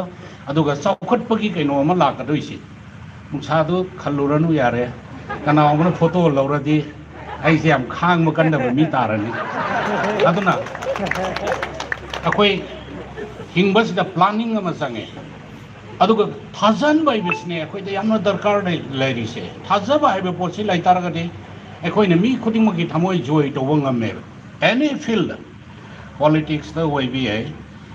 ꯑꯗꯒꯤ ꯁꯤ ꯈꯕꯔ ꯇꯧꯔꯤꯕꯗ ꯑꯣꯏꯕ ꯌꯥꯏ ꯅꯠꯇ꯭ꯔꯒ ꯉꯁꯤ ꯂꯤꯗꯔ ꯑꯣꯏꯔꯤꯕꯁꯤꯡꯁꯤꯗ ꯑꯣꯏꯕ ꯌꯥꯕ ꯑꯣꯏꯕ ꯌꯥꯏ ꯑꯦꯅꯤ ꯑꯩꯈꯣꯏꯅ ꯇꯧꯔꯤꯕ ꯊꯕꯛꯇꯨꯗ ꯍꯥꯏꯗꯤ ꯑꯩꯈꯣꯏ ꯏꯁꯥꯅ ꯏꯁꯥꯕꯨ ꯃꯗꯨꯒꯤ ꯂꯩꯔꯤꯕ ꯚꯦꯂꯨꯗꯨ ꯈꯪꯅ ꯗꯥꯏꯇ ꯂꯩꯅ ꯄ꯭ꯔꯖꯥꯕꯨ ꯊꯥꯖꯟꯕ ꯉꯝ ꯇꯥꯔꯒꯗꯤ ꯊꯕꯛ ꯈꯨꯗꯤꯡꯃꯛ ꯃꯥꯏ ꯄꯥꯛꯀꯅꯦꯕ ꯑꯗꯨꯅ ꯅꯦꯠꯋꯥꯔꯛꯀꯤ ꯀꯩꯒꯨꯝꯕ ꯇꯧꯔꯛꯄ ꯀꯥꯟꯗ ꯑꯩ ꯅꯍꯥꯔꯣꯜꯁꯤꯡꯗ ꯀꯟꯅ ꯍꯥꯏꯕꯅꯤ ꯍꯥꯏꯗꯤ ꯃꯅꯤꯄꯨꯔꯗ ꯃꯌꯥꯝ ꯑꯃ ꯊꯣꯛꯈ꯭ꯔꯦ ꯑꯗꯨꯅ ꯄꯤꯄꯜꯒꯤ ꯀꯣꯟꯐꯤꯗꯦꯟꯁꯁꯦ ꯃꯥꯡꯉꯤ ꯀꯣꯟꯐꯤꯗꯦꯟꯁ ꯃꯥꯡꯉꯒꯗꯤ ꯄ꯭ꯔꯖꯥꯅ ꯊꯥꯖꯕ ꯂꯩꯔꯛꯇ꯭ꯔꯒꯗꯤ ꯇꯨꯡꯒꯤ ꯐ꯭ꯌꯨꯆꯔ ꯍꯥꯏꯗꯤ ꯍꯧꯖꯤꯛ ꯃꯣꯔ ꯗꯦꯟ 10 lakhs ꯃꯊꯛꯇ ꯂꯩꯔꯦ ꯑꯩꯈꯣꯏꯒꯤ ꯅꯍꯥꯔꯣꯜ ꯒ꯭ꯔꯦꯖꯨꯋꯦꯠ ꯃꯥꯁꯇꯔ ꯂꯣꯏꯕ ꯊꯕꯛ ꯇꯧꯕ ꯌꯥꯕ ꯃꯌꯥꯝꯁꯦ ꯑꯗꯨ ꯀꯅꯥꯅ ꯁꯔꯀꯥꯔꯅ ꯊꯕꯛ ꯄꯤꯕ ꯉꯝꯒꯅꯤ ꯑꯗꯨꯅ ꯃꯁꯥꯒꯤ ꯄ꯭ꯂꯥꯅꯤꯡ ꯑꯃꯒ ꯂꯣꯏꯅꯅ ꯃꯤꯕꯨꯁꯨ ꯍꯤꯡꯍꯟꯕ ꯃꯁꯥꯕꯨꯁꯨ ꯍꯤꯡꯕ ꯃꯤꯑꯣꯏꯕ ꯁꯃꯥꯖꯒꯤ ꯌꯥꯏꯐꯅꯕꯁꯨ ꯇꯧꯕ ꯁꯨꯝꯕꯒꯤ ꯋꯥꯈꯜꯂꯣꯟꯗ ꯆꯪꯁꯤꯜꯂꯛꯄ ꯀꯥꯟꯗ ꯑꯩꯈꯣꯏꯅ ꯃꯥꯏ ꯄꯥꯛꯑꯣꯏꯗꯕꯒꯤ ꯂꯩꯇꯦꯕ ꯑꯗꯨꯅ ꯍꯧꯖꯤꯛ ꯃꯅꯤꯄꯨꯔꯗ ꯄꯣꯂꯤꯇꯤꯛꯁꯁꯤ ꯃꯇꯝ ꯑꯃꯗ ꯕꯤꯖꯤꯅꯦꯁ ꯑꯣꯏꯅ ꯂꯧꯔꯝꯃꯤ ꯍꯧꯖꯤꯛ ꯇ꯭ꯔꯦꯟꯁꯦ ꯊꯩꯗꯣꯛꯅꯅꯕ ꯀꯟꯅ ꯍꯣꯠꯅꯔꯛꯄꯒꯤ ꯇꯥꯟꯖꯥꯅꯤ ꯑꯗꯨ ꯃꯇꯝꯒꯤ ꯃꯇꯨꯡ ꯏꯟꯅ ꯁꯤ ꯂꯣꯏꯈꯤꯒꯅꯤ ꯔꯥꯖꯅꯤꯇꯤꯁꯤ ꯀꯔꯕꯥꯔꯒꯤ ꯇꯥꯏꯞꯇ ꯆꯠꯊꯔꯝꯕꯗꯨ ꯍꯧꯖꯤꯛ ꯌꯥꯔꯛꯑꯣꯏꯕ ꯃꯔꯝꯗꯤ ꯄꯤꯄꯜꯁꯤꯡꯁꯦ ꯅꯣꯡꯃꯒꯤ ꯁꯤꯡꯕ ꯍꯦꯟꯒꯠꯂꯛꯏ ꯃꯤ ꯈꯨꯗꯤꯡꯃꯛ ꯀ꯭ꯋꯥꯂꯤꯐꯥꯏ ꯑꯣꯏꯔꯛꯏ ꯂꯥꯏꯔꯤꯛ ꯂꯥꯏꯁꯨ ꯍꯩꯔꯛꯏ ꯑꯩꯒꯤ ꯍꯛꯀꯤ ꯃꯔꯝꯗ ꯈꯪꯉꯛꯏ ꯑꯩꯒꯤ ꯗꯥꯏꯇꯒꯤ ꯃꯔꯝꯗ ꯈꯪꯉꯛꯏ ꯑꯗꯨꯅ ꯑꯩꯅ ꯁꯔꯛꯇ ꯁꯤ ꯃꯥ ꯐꯥꯏꯇꯣꯂꯥꯏꯠ ꯇꯧꯔꯝꯗ꯭ꯔꯗꯤ ꯑꯩꯒꯤ ꯂꯤꯂꯣꯡ ꯁꯖꯤꯡꯒꯤ ꯕꯖꯥꯔꯁꯤꯗ ꯁꯨꯝꯕ ꯕꯤꯜꯗꯤꯡ ꯑꯃ ꯎꯔꯝꯃꯣꯏꯕ ꯑꯩ ꯎꯕꯗ ꯌꯥꯝ ꯏꯟꯇꯔꯦꯁꯇꯤꯡ ꯑꯣꯏꯕ ꯍꯥꯏꯇꯥꯔꯦ ꯍꯥꯏꯗꯤ ꯌꯨꯝꯁꯤ ꯌꯥꯝꯅ ꯆꯥꯎꯗ꯭ꯔꯒꯁꯨ ꯐꯖꯕ ꯁ꯭ꯇꯥꯏꯜꯗ ꯁꯥꯔꯒ ꯌꯥꯝ ꯊꯨꯕ ꯃꯇꯝꯗꯁꯨ ꯁꯥꯈꯤ ꯑꯗꯨ ꯁꯤꯒꯤ ꯕꯤꯜꯗꯤꯡ ꯁꯥꯔꯛꯄ ꯀꯥꯟꯗ ꯑꯗꯒꯤ ꯑꯩꯅ ꯁꯔꯛꯀꯤ ꯌꯨꯝꯁꯤ ꯎꯕ ꯀꯥꯟꯗ ꯃꯥꯒꯤ ꯕꯤꯖꯤꯅꯦꯁꯁꯦ ꯁꯛꯁꯦꯁ ꯑꯣꯏꯔꯦ ꯁꯔ ꯅꯪ ꯆꯍꯤ 3-4 ꯊꯕꯛ ꯇꯧꯔꯝꯃꯗꯤ ꯁꯤꯒꯤ ꯈꯨꯗꯣꯡꯆꯥꯕꯁꯤ ꯂꯩꯔꯝꯃꯣꯏꯗꯕꯅꯦꯁꯦ ꯑꯩꯅ ꯈꯜꯂꯦ ꯑꯗꯨꯅ ꯑꯩꯈꯣꯏ ꯍꯣꯠꯅꯁꯤ ꯍꯣꯠꯅꯕ ꯀꯟꯕ ꯁꯔꯠ ꯑꯩ ꯈꯪꯉꯦ ꯌꯥꯝꯅ ꯑꯉꯥꯡ ꯑꯣꯏꯔꯤꯉꯩꯗ ꯍꯥꯏꯗꯤ ꯃꯄꯥ ꯂꯩꯈꯤꯗ꯭ꯔꯒ ꯀꯩꯁꯨ ꯃꯥꯒꯤ ꯐꯦꯃꯤꯂꯤꯗ ꯄ꯭ꯔꯣꯄꯔꯇꯤ ꯀꯩꯁꯨ ꯂꯩꯕ ꯅꯠꯇꯦ ꯃꯃꯥ ꯂꯨꯈ꯭ꯔꯥꯕꯤꯅ ꯌꯣꯛꯑꯒ ꯍꯤꯡꯉꯛꯄꯅꯤ ꯑꯗꯨ ꯃꯥꯅ ꯃꯥꯒꯤ ꯂꯩꯖꯔꯤꯕ ꯋꯥꯈꯜꯂꯣꯟꯁꯤꯡꯁꯤꯗꯤ ꯃꯥ ꯐꯖꯅ ꯁꯤꯖꯤꯟꯅꯩ ꯊꯕꯛ ꯑꯃ ꯇꯧꯊꯣꯔꯛꯄ ꯀꯥꯟꯗ ꯃꯥꯒꯤ ꯔꯦꯁꯄꯣꯟꯁꯤꯕꯤꯂꯤꯇꯤ ꯗꯥꯏꯇꯁꯦ ꯈꯪꯅ ꯊꯕꯛ ꯇꯧꯕꯒꯤ ꯃꯃꯤꯁꯦ ꯑꯩꯗꯤ ꯂꯩꯀꯥꯏꯗ ꯂꯩꯃꯤꯟꯅꯕꯅꯤꯅ ꯎꯏꯌꯦꯕ ꯑꯩꯈꯣꯏ ꯁ꯭ꯋꯥꯏꯗ ꯅꯍꯥꯔꯣꯜ MA BA ꯄꯥꯁ ꯇꯧꯕ ꯊꯥꯎꯖꯟꯁ ꯂꯩꯅꯤ ꯊꯕꯛ ꯏꯪꯈꯥꯡꯁꯨ ꯇꯧꯗ꯭ꯔꯤꯕ ꯂꯣꯏꯅꯃꯛ ꯑꯣꯏꯗꯦ ꯃꯥ ꯑꯣꯏ ꯁꯤ ꯑꯩꯈꯣꯏ ꯅꯍꯥꯔꯣꯜꯁꯤꯡꯅ ꯈꯪꯒꯗꯕꯅꯤ ꯍꯪꯒꯗꯕꯅꯤ ꯁꯔꯠꯇ ꯀꯜꯂꯛꯄꯗꯨ ꯅꯠꯇꯕ ꯁꯔꯠꯅ ꯁꯤꯗ ꯂꯤꯂꯣꯡ ꯕꯖꯥꯔꯗ ꯁꯨꯝꯕ ꯕꯤꯜꯗꯤꯡ ꯑꯃ ꯁꯥꯔꯦ ꯁꯨꯝꯕ ꯊꯕꯛ ꯑꯃ ꯇꯧꯔꯦ ꯍꯥꯏꯕꯒꯤ ꯖꯂꯁꯤꯗꯨ ꯅꯠꯇꯕ ꯁꯔꯠꯅ ꯀꯃꯥꯏꯅ ꯍꯧꯔꯛꯈꯤ ꯑꯗꯨꯒ ꯃꯥꯅ ꯀꯃꯥꯏꯅ ꯄꯨꯟꯁꯤꯗ ꯃꯥꯏ ꯄꯥꯛꯄ ꯑꯣꯏꯔꯛꯏ ꯑꯗꯨ ꯑꯣꯏꯇꯥꯔꯗꯤ ꯑꯩꯈꯣꯏ ꯀꯔꯤ ꯇꯧꯕ ꯇꯥꯏ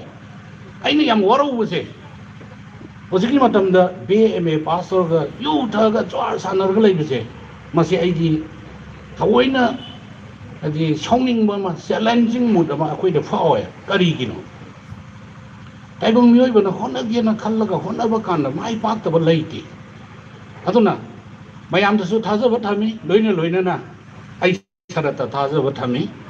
ꯑꯗꯨ ꯐꯥꯏꯇꯣꯂꯥꯏꯠꯁꯦ ꯁꯨꯡꯁꯣꯏ ꯁꯣꯏꯅ ꯃꯥꯏ ꯄꯥꯛꯀꯅꯤ ꯃꯉꯣꯟꯗ ꯂꯩꯔꯤꯕ ꯃꯥꯒꯤ ꯌꯥꯝꯅ ꯏꯅꯔꯖꯦꯇꯤꯛ ꯑꯣꯏꯕ ꯇꯟꯗꯕ ꯈꯣꯠꯇꯕ ꯃꯌꯥꯝ ꯑꯃ ꯍꯥꯏꯗꯤ ꯃꯗꯨꯒꯤ ꯀꯥꯟꯅꯕ ꯑꯩ ꯈꯪꯉꯤ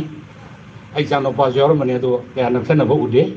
ꯑꯩꯁꯨ ꯀꯥꯟꯅꯍꯧꯔꯦ ꯃꯔꯝꯗꯤ ꯏꯟꯇꯔꯅꯦꯁꯅꯦꯜ ꯏꯌꯥꯔ ꯍꯣꯁꯇꯦꯖ ꯑꯃ ꯑꯩ ꯏꯃꯧ ꯑꯣꯏꯅ ꯐꯪꯍꯧꯔꯦ ꯃꯥ ꯁꯤꯡꯒꯥꯄꯨꯔ ꯊꯥꯏꯂꯦꯟ ꯐꯤꯂꯤꯄꯥꯏꯟꯁ ꯃꯥꯂꯦꯁꯤꯌꯥ ꯃꯌꯥꯝꯗꯨ ꯆꯠꯄ ꯀꯥꯟꯗ ꯑꯗꯨꯅ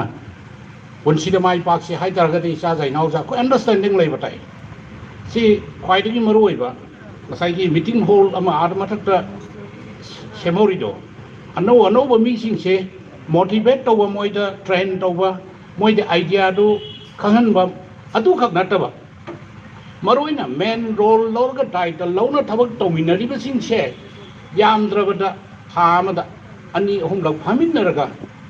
karaida ahoba leiri karaida asonba leiri management na kari soiri akui kamaina masigi joint effort ama tawgani akui kari daita lomina gani haiba potse si khanaba darkar leiba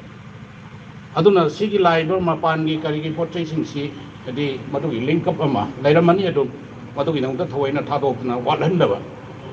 adi potugi kana bodo fajana kangna sinaba matamduda materials in the wala gati people ki confidence manga kadoini aduna summa mayam se fajana well plan tawiramani to way of to biro aduga koi ki narol sing ojiki tum magalai raga laigada matam natte politics to oiro pesa sangan bot kana na hona gada bani nasi lepi bai se tamani ro pesa yaudra bot ka abngam ba Manipur gi maning amane ana walking style da akoi khenere se hoi handak maram akoi loyana khangam gani ai ji hangju hangdi hai jo hai de ai ta sengwadi Manipur gi minister jang imanung da kwai de phaba minister oi ge na wasa am ga loina na thabak tawgi bani adu bo yam suddenly loktora chi madu gi maram su leram bai leram da bai kona muk lak su yai ai khang de tawda bo with determination akoi samaj challenging akoi challenge tawda ba hiram kuding ba politics da bo oi bai social work da oi bai education da oi bai network da oi bai si challenge ma da kar lai adugi challenge so la aba kanda ne ba akoi na mai pakwa lamdam se sokot pa lamdam ama oirakadori se aduna yam nongai sumba function amada aduga people thazaba mangandana ba se masi phambiri ba leaders in sarat aduga daita lawiri ba mayam sina achana hona biraga si khwai digi nwai jabadi matam amada bcrp adugi adagi tawudo aigi maruma pang sina aingon hai nang di lau suraga saga mini taliba pisa mayam adu ada tawuji akoi phajana adi phangada ba ko kada ba aina yade no internet ta tawba pot si internet ta tawba pot ina te na si di pot se khila thamaga pot lai jabani oje ngasi hayeng da oje sula mani lesabi masa sing ke ba pamjaba adagi kari haini masa mu phaba pamba tongan tongan ba mayam si even ai bol da changura matung da di horen hoji su khar lai jira khan mani adu ngasi la ko mi ta lai radi presentation oi pira da mi ko na lai radi khal aduna afaba thabak tause afaba wakalon khan se aduga akoi hona ba kan ba jati oi se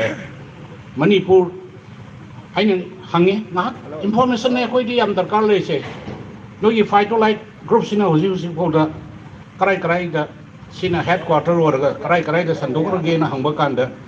Bharat ki city punama even Bombay yauna so cities in the city base orga pot se koi supply tawba hore very interesting abadi Manipur la laiba headquarter oiba the office amadagi India ki city punama thabai se se akoi khuding maki chauthok sani ngai natro adu sita laga pot si direct adi contact tawba yaraba pot amane ani subada foreign gi leibak sin karai karai da tawre even Bangladesh Myanmar thare na hai si Malaysia si koi Myanmar ge hena nang nari ne moi na hena adubo moi da adugi link up laitaba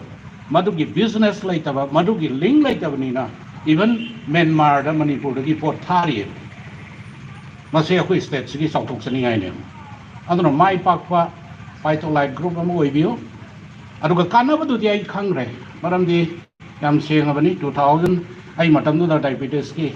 Manipur se ayam ba diabetes patient ayam mana oi sa ba tak ba da tari da chemicals ki kari gi mayam ma la ba male adu wa akoi ojiti matam du da yam kuin na long adi sang na zagi zagra matu adu na oi bra adu dai khang re adu gai gi ojiti physical gi kari gi tawri ba ko li ba exercise gi jog gi adu gi walking chat ba cycle tho ba sum mayam sina oi bra ai chap chana de hai ba ngam de ojiti akoi da diabetes lai ke fully control tawi normal adum oiraga lai aduna akoi na tawri ba thaba khudi ma che jati gi interest khallaga tawche state gi interest khallaga tawche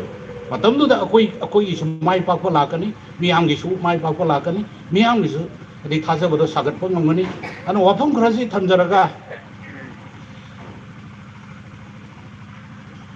ai di sumaina apun ba mi pham da laga ꯍꯥꯏꯗꯤ ꯌꯥꯎꯈ꯭ꯔꯕ ꯃꯇꯨꯡꯗ ꯑꯩ ꯌꯥꯎꯈ꯭ꯔꯕ ꯄꯣꯠ ꯑꯃ ꯃꯥꯏꯊꯤꯔꯦꯒꯥꯏꯗꯨꯗꯤ ꯄꯥꯝꯗꯕ ꯃꯥꯏꯊꯤꯕꯁꯨ ꯂꯩꯇꯦ ꯃꯔꯝꯗꯤ ꯊꯥ 3 ꯆꯍꯤ 3 ꯊꯥ 8 ꯁꯤ ꯌꯧꯅ ꯗꯦꯕꯂꯞ ꯇꯧꯔꯨꯁꯤꯅꯗꯤ ꯍꯌꯦꯡ ꯅꯣꯏ ꯃꯁꯦꯟ ꯈꯟꯅꯔꯛꯀꯦꯗꯤ ꯈꯪꯗꯦ ꯑꯩꯗꯤ ꯆꯥꯎꯈꯠꯂꯅꯦꯅ ꯈꯜꯂꯦ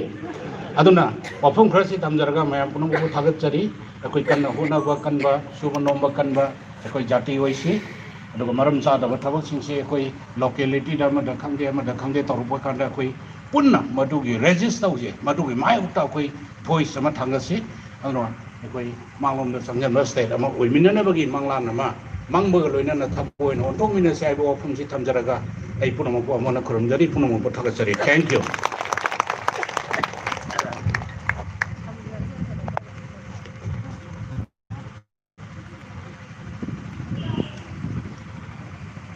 ꯊꯥꯒꯠꯆꯔꯤ ꯀꯥꯏꯈꯨꯝꯅꯕꯗ ꯃꯇꯤꯛ ꯆꯥꯔꯕ ꯁꯥꯔꯕꯨ ꯁꯥꯔꯅ ꯑꯩꯈꯣꯏꯒꯤ ꯐꯥꯏꯇꯣꯂꯥꯏꯐꯀꯤ ꯂꯤꯗꯔꯁꯤꯡꯗ ꯑꯩꯈꯣই ꯃꯃꯜ ꯌꯥꯝꯂꯕ ꯋꯥꯍꯩ ꯀꯌꯥ ꯑꯃ ꯏꯟꯀꯔꯦꯖ ꯇꯧꯕꯤꯔꯝꯕꯒꯤꯗꯃꯛꯇ ꯁꯥꯔꯕꯨ ꯍꯥꯏꯅꯤꯡꯉꯥꯏ ꯊꯥꯒꯠꯆꯔꯤ ꯑꯩꯈꯣই ꯄ꯭ꯔꯣꯒ꯭ꯔꯥꯝꯁꯦ ꯌꯥꯝ ꯁꯥꯡꯅ ꯇꯧꯔꯔꯣꯏ ꯑꯗꯨꯅ ꯑꯩꯈoi ꯍꯧꯖꯤꯛ ꯄ꯭ꯔꯣꯒ꯭ꯔꯥꯝꯒꯤ ꯃꯇꯨꯡ ꯏꯟꯅ ꯄ꯭ꯔꯦꯁꯤꯗꯦꯟꯁꯤꯌꯦꯜ ꯑꯦꯗ꯭ꯔꯦꯁ ꯄꯤꯕꯤꯅꯕꯒꯤꯗꯃꯛꯇ ꯑꯃꯗꯤ ꯚꯣꯠ ꯑꯣꯐ ꯊꯦꯡꯛꯁ ꯄꯤꯕꯤꯅꯕꯒꯤꯗꯃꯛꯇ ꯀꯥꯏꯈꯨꯝꯅꯕꯗ ꯃꯇꯤꯛ ꯆꯥꯔꯕ ꯑꯩꯈoi ꯀꯝꯄꯅꯤ ꯑꯁꯤꯒꯤ ꯆꯤꯌꯔꯃꯦꯟ ꯑꯃꯗꯤ managing director of Phytolife group honourable sir Soibam Sarat Singh ꯃꯍꯥꯛꯅ ꯁꯥꯔꯕꯨ ꯀꯧꯁꯤꯟꯖꯔꯤ ꯁꯥꯔꯅ ꯋꯥꯍꯩ ꯐꯣꯡꯗꯣꯛꯄꯤꯅꯕꯒꯤꯗꯃꯛꯇ ꯁꯥꯔꯕꯨ ꯀꯧꯁꯤꯟꯖꯔꯤ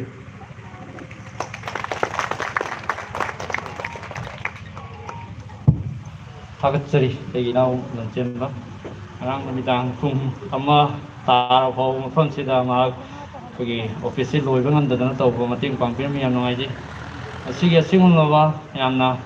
ꯅꯨꯡꯉꯥꯏꯔꯕ ꯃꯅꯤꯄꯨꯔꯒꯤ ꯅꯦꯔꯣꯛꯀꯤ ꯏꯇꯤꯍꯥꯁꯇ ꯁꯅꯥꯒꯤ ꯃꯌꯦꯛꯅ ꯏꯗꯨꯅ ꯂꯩꯍꯧꯔꯒꯗꯕ ꯑꯗꯨꯒꯨꯝꯕ ꯅꯨꯃꯤꯠ ꯑꯃ ꯑꯗꯨꯒ ꯐꯥꯏꯇꯣꯂꯥꯏꯐ ꯒ꯭ꯔꯨꯞ ꯑꯣꯐ ꯀꯝꯄꯅꯤꯒꯤ ꯑꯣꯏꯅꯁꯨ ꯌꯥꯝꯅ ꯆꯥꯎꯊꯣꯛꯆꯕ ꯑꯩꯈꯣꯏ ꯈꯨꯗꯤꯡꯃꯛꯀꯤ ꯊꯃꯣꯏꯗ ꯀꯥꯎꯕ ꯌꯥꯔꯔꯣꯏꯗꯕ ꯑꯗꯨꯒꯨꯝꯕ ꯅꯨꯃꯤꯠ ꯑꯃ ꯉꯁꯤꯒꯤ ꯁꯤꯒꯨꯝꯂꯕ ꯑꯣꯐꯤꯁ ꯁꯪꯒꯥꯕꯒꯤ ꯊꯧꯔꯝ ꯑꯁꯤꯗ ꯑꯍꯥꯟꯕ ꯃꯛꯇꯗ ꯂꯝꯗꯝ ꯑꯁꯤꯕꯨ ꯀꯣꯟꯕꯤꯔꯤꯕ ꯏꯕꯨꯙꯧ ꯏꯕꯦꯟꯗꯧ ꯑꯅꯤꯕꯨ ꯑꯍꯥꯟꯕ ꯃꯛꯇꯗ ꯃꯆꯥ ꯅꯅꯥꯏ ꯑꯣꯏꯕꯅ ꯀꯝꯄꯅꯤ ꯑꯁꯤꯅ ꯃꯇꯝ ꯀꯨꯏꯅ ꯃꯤꯌꯥꯝꯒꯤ ꯁꯦꯕꯥ ꯇꯧꯕ ꯉꯝꯕꯒꯤ ꯊꯧꯅꯥ ꯍꯥꯞꯄꯤꯌꯨ ꯍꯥꯏꯅ ꯅꯤꯖꯔꯤ ꯑꯗꯨꯒ ꯂꯣꯏꯅꯅ ꯃꯐꯝ ꯑꯁꯤꯗ ꯂꯩꯕꯤꯔꯤꯕ ꯀꯩꯊꯦꯜ ꯂꯥꯏꯔꯦꯝꯕꯤ ꯏꯃꯥ ꯏꯕꯦꯝꯃꯒꯤ ꯃꯐꯝꯗꯁꯨ ꯑꯩꯈꯣꯏꯅ ꯃꯐꯝ ꯑꯁꯤꯗ ꯏꯃꯥꯒꯤ ꯇꯝꯄꯥꯛꯇ ꯁꯥꯖꯔꯤꯕ ꯀꯝꯄꯅꯤ ꯑꯁꯤꯒꯤ ꯍꯦꯗ ꯑꯣꯐꯤꯁꯁꯤ ꯃꯇꯝ ꯀꯨꯏꯅ ꯃꯤꯌꯥꯝꯒꯤ ꯁꯦꯕꯥ ꯇꯧꯕ ꯉꯝꯕ ꯏꯃꯥꯒꯤ ꯁꯦꯕꯥ ꯇꯧꯕ ꯉꯝꯕ ꯄꯤꯅꯕꯤꯌꯨ ꯍꯥꯏꯅ ꯅꯤꯖꯔꯤ ꯁꯤꯅꯃꯛ ꯌꯥꯝ ꯅꯨꯡꯉꯥꯏ ꯉꯁꯤꯒꯤ ꯆꯤꯐ ꯒꯦꯁ ꯑꯍꯥꯟꯕꯃꯛꯇꯗ ꯁꯤꯒꯨꯝꯂꯕ ꯑꯆꯝꯕ ꯊꯧꯔꯝ ꯑꯁꯤꯒꯤ ꯆꯤꯐ ꯒꯦꯁꯀꯤ ꯐꯝꯐꯝ ꯂꯥꯟꯗ ꯂꯦꯡꯁꯤꯟꯕꯤꯔꯤꯕ ꯂꯝꯗꯝꯁꯤꯒꯤ ꯌꯥꯝꯅ ꯃꯇꯤꯛ ꯆꯥꯔꯕ ꯂꯨꯆꯤꯡꯕ ꯑꯗꯨꯒ ꯀꯦꯟꯗ꯭ꯔ ꯑꯁꯤꯒꯤꯁꯨ ꯔꯤꯄ꯭ꯔꯖꯦꯟꯇꯦꯇꯤꯚ ꯑꯣꯏꯅ ꯂꯩꯕꯤꯔꯤꯕ ꯏꯌꯥꯝꯕ ꯁ꯭ꯔꯤ ꯀꯔꯥꯝ ꯇꯥꯃꯣꯁ꯭ꯌꯥꯝ ꯑꯗꯨꯒ ꯉꯁꯤꯒꯤ ꯒꯦꯁ ꯑꯣꯐ ꯑꯣꯅꯔ ꯑꯩꯒꯤ ꯑꯪꯀꯜ ꯃꯥꯏꯕꯝ ꯖꯣꯏꯀꯨꯃꯥꯔ ꯋꯥꯔꯗ ꯑꯁꯤꯒꯤ Lilong municipal council Imphal west ward number 4ꯒꯤ ꯀꯥꯎꯟꯁꯤꯂꯔ ꯑꯣꯏꯅ ꯂꯩꯕꯤꯕ ꯑꯩꯒꯤ ꯑꯪꯀꯜꯕꯨꯁꯨ ꯁꯤꯒꯨꯝꯕ ꯊꯧꯔꯝ ꯑꯁꯤꯗ ꯌꯥꯎꯕꯤꯌꯨ ꯍꯥꯏꯕ ꯃꯇꯝꯗ ꯍꯔꯥꯎ ꯇꯌꯥꯝꯅ ꯌꯥꯕꯤꯔꯛꯄ ꯑꯗꯨꯒ ꯁꯤꯅ ꯃꯇꯝ ꯆꯥꯅ ꯂꯦꯡꯕꯤꯔꯛꯇꯅ ꯌꯥꯎꯕꯤꯕ ꯑꯁꯤꯕꯨꯁꯨ ꯑꯍꯥꯟꯕꯃꯛꯇꯗ ꯀꯣꯛꯅ ꯏꯀꯥꯏ ꯈꯨꯝꯅꯖꯕ ꯎꯠꯆꯔꯤ ꯑꯗꯨꯒ ꯂꯣꯏꯅꯅ ꯌꯥꯝꯅ ꯑꯩꯈꯣꯏꯒꯤ ꯀꯝꯄꯅꯤ ꯑꯁꯤꯕꯨ ꯍꯤꯡꯍꯟꯕꯗ ꯑꯩꯈꯣꯏꯒꯤ ꯑꯆꯧꯕ ꯊꯧꯅꯥ ꯍꯥꯞꯄꯤꯔꯤꯕ ꯑꯗꯨꯒ ꯃꯅꯤꯄꯨꯔꯒꯤ ꯌꯥꯝꯅ ꯏꯟꯇꯦꯂꯦꯛꯆꯨꯋꯦꯜ ꯑꯗꯨꯒ ꯑꯩꯈꯣꯏꯒꯤ ꯄ꯭ꯔꯦꯁ ꯄ꯭ꯔꯤꯟ ꯑꯃꯗꯤ ꯑꯦꯂꯦꯛꯇ꯭ꯔꯣꯅꯤꯛ ꯃꯦꯗꯤꯌꯥꯗꯁꯨ ꯑꯆꯧꯕ ꯊꯧꯗꯥꯡ ꯂꯧꯕꯤꯔꯤꯕ ꯅꯍꯥꯔꯣꯜꯒꯤ ꯊꯧꯗꯥꯡꯒꯤ ꯏꯗꯤꯇꯔ ꯑꯩꯒꯤ ꯑꯪꯀꯜ ꯁꯥꯔ ꯂꯣꯌꯥꯜ ꯄꯣꯏꯔꯣꯝꯕꯨꯁꯨ ꯀꯣꯛꯅ ꯏꯀꯥꯏ ꯈꯨꯝꯅꯖꯕ ꯎꯠꯆꯔꯤ ꯑꯗꯨꯒ ꯂꯣꯏꯅꯅ ꯃꯐꯝꯁꯤꯗ ꯂꯦꯡꯕꯤꯔꯛꯂꯤꯕ ꯅꯨꯡꯁꯤꯖꯔꯕ ꯑꯩꯒꯤ ꯐꯥꯏꯇꯣꯂꯥꯏꯐꯀꯤ ꯃꯦꯝꯕꯔꯁꯤꯡ ꯑꯗꯨꯒ ꯇꯣꯉꯥꯟ ꯇꯣꯉꯥꯟꯕ ꯃꯁꯤꯒꯤ ꯁꯥꯎꯟ ꯁꯤꯁꯇꯦꯝ ꯑꯁꯤꯅ ꯇꯥꯕ ꯃꯐꯝꯗ ꯂꯩꯕꯤꯔꯤꯕ ꯃꯤꯄꯨꯝ ꯈꯨꯗꯤꯡꯃꯛꯄꯨꯁꯨ ꯀꯝꯄꯅꯤꯒꯤ ꯃꯍꯨꯠ ꯁꯤꯟꯖꯔꯒ ꯑꯗꯨꯒ ꯑꯩ ꯏꯁꯥꯒꯤ ꯃꯥꯏꯀꯩꯗꯒꯤ ꯀꯣꯛꯅ ꯏꯀꯥꯏ ꯈꯨꯝꯅꯖꯕ ꯎꯠꯆꯔꯤ ꯁꯦꯡꯅ ꯑꯍꯥꯟꯕꯃꯛꯇꯗ ꯉꯁꯤ ꯌꯥꯝꯅ ꯅꯨꯡꯉꯥꯏꯖꯕ ꯆꯥꯎꯔꯥꯛꯅ ꯑꯩ ꯇꯦꯟꯇꯛꯅ ꯀꯝꯄꯅꯤꯁꯤꯅ ꯀꯝꯗꯧꯅ ꯐꯥꯏꯇꯣꯂꯥꯏꯐ ꯒ꯭ꯔꯨꯞ ꯑꯗꯨꯒ ꯀꯔꯝꯕ ꯃꯇꯝꯗ ꯂꯤꯡꯈꯠꯂꯛꯄ ꯑꯗꯨꯒ ꯍꯧꯖꯤꯛ ꯐꯥꯎꯕꯗ ꯆꯪꯁꯤꯜꯂꯛꯏꯕ ꯑꯗꯨꯒ ꯇꯨꯡꯗ ꯂꯥꯛꯀꯗꯧꯕ ꯑꯩ ꯇꯦꯟꯇꯛꯅ ꯊꯝꯖꯔꯝꯒꯦ ꯁꯦꯡꯅꯃꯛ ꯀꯝꯄꯅꯤ ꯑꯁꯤ 2017ꯒꯤ ꯖꯨꯂꯥꯏꯒꯤ ꯇꯥꯔꯤꯛ 19ꯗ minister of corporate affairs government of ꯏꯟꯗꯤꯌꯥꯒꯤ ꯃꯈꯥꯗ ꯔꯦꯖꯤꯁꯇꯔ ꯇꯧꯖꯔꯕ ꯃꯇꯨꯡꯗ ꯑꯩꯈꯣꯏꯒꯤ ꯏꯍꯥꯟꯕꯃꯛꯇꯗ ꯐꯥꯏꯇꯣꯂꯥꯏꯐ ꯇ꯭ꯔꯦꯗꯤꯡ ꯄ꯭ꯔꯥꯏꯚꯦꯠ ꯂꯤꯃꯤꯇꯦꯠ ꯉꯁꯤ ꯃꯤꯌꯥꯝꯅ ꯊꯣꯏꯗꯣꯛꯅ ꯍꯦꯟꯅ ꯈꯪꯕꯤꯔꯕ plant based stem cell nature cell or nature in higher ꯈꯪꯅꯕꯤ ꯄ꯭ꯔꯗꯛꯁꯦ ꯑꯩꯈꯣꯏ ꯃꯥꯔꯀꯦꯇꯤꯡ ꯇꯧꯕ ꯍꯧꯖꯔꯦ ꯑꯗꯨꯅ ꯍꯥꯏ ꯃꯇꯝꯁꯤ ꯍꯧꯔꯛꯄ ꯃꯇꯝꯗ ꯌꯥꯝꯅ ꯋꯥꯅ ꯍꯧꯕꯤꯔꯛꯄ ꯑꯗꯨꯒ ꯑꯩꯈꯣꯏꯅ ꯌꯥꯝꯅ naha oringde ngang oringde koi tamo asigi chief ki matung injarakpa koina tamo gi waba matamda koina su achouba share achouba tamo gi dangta koina ngamjaba tawjaba aduga koina tawbi matamda so koi gi asigi chief guest se miyam gi du maroina naha sing sigi afaba thabak tawre haragadi amsina ai ready da lei re ai mang thar changaga haba du misak ama kangni maduna maram oirakanda Phytolife na sumba project ama hoga dawre financially problem lei re hai matamda yamna chawthokna koi company se linkalakpa matamda lupa lakh tara ngasigi chief guest gi amba sham aduga ai gi naw tamogi chanupa hal gulmet myamna rupa har khangna binaw sina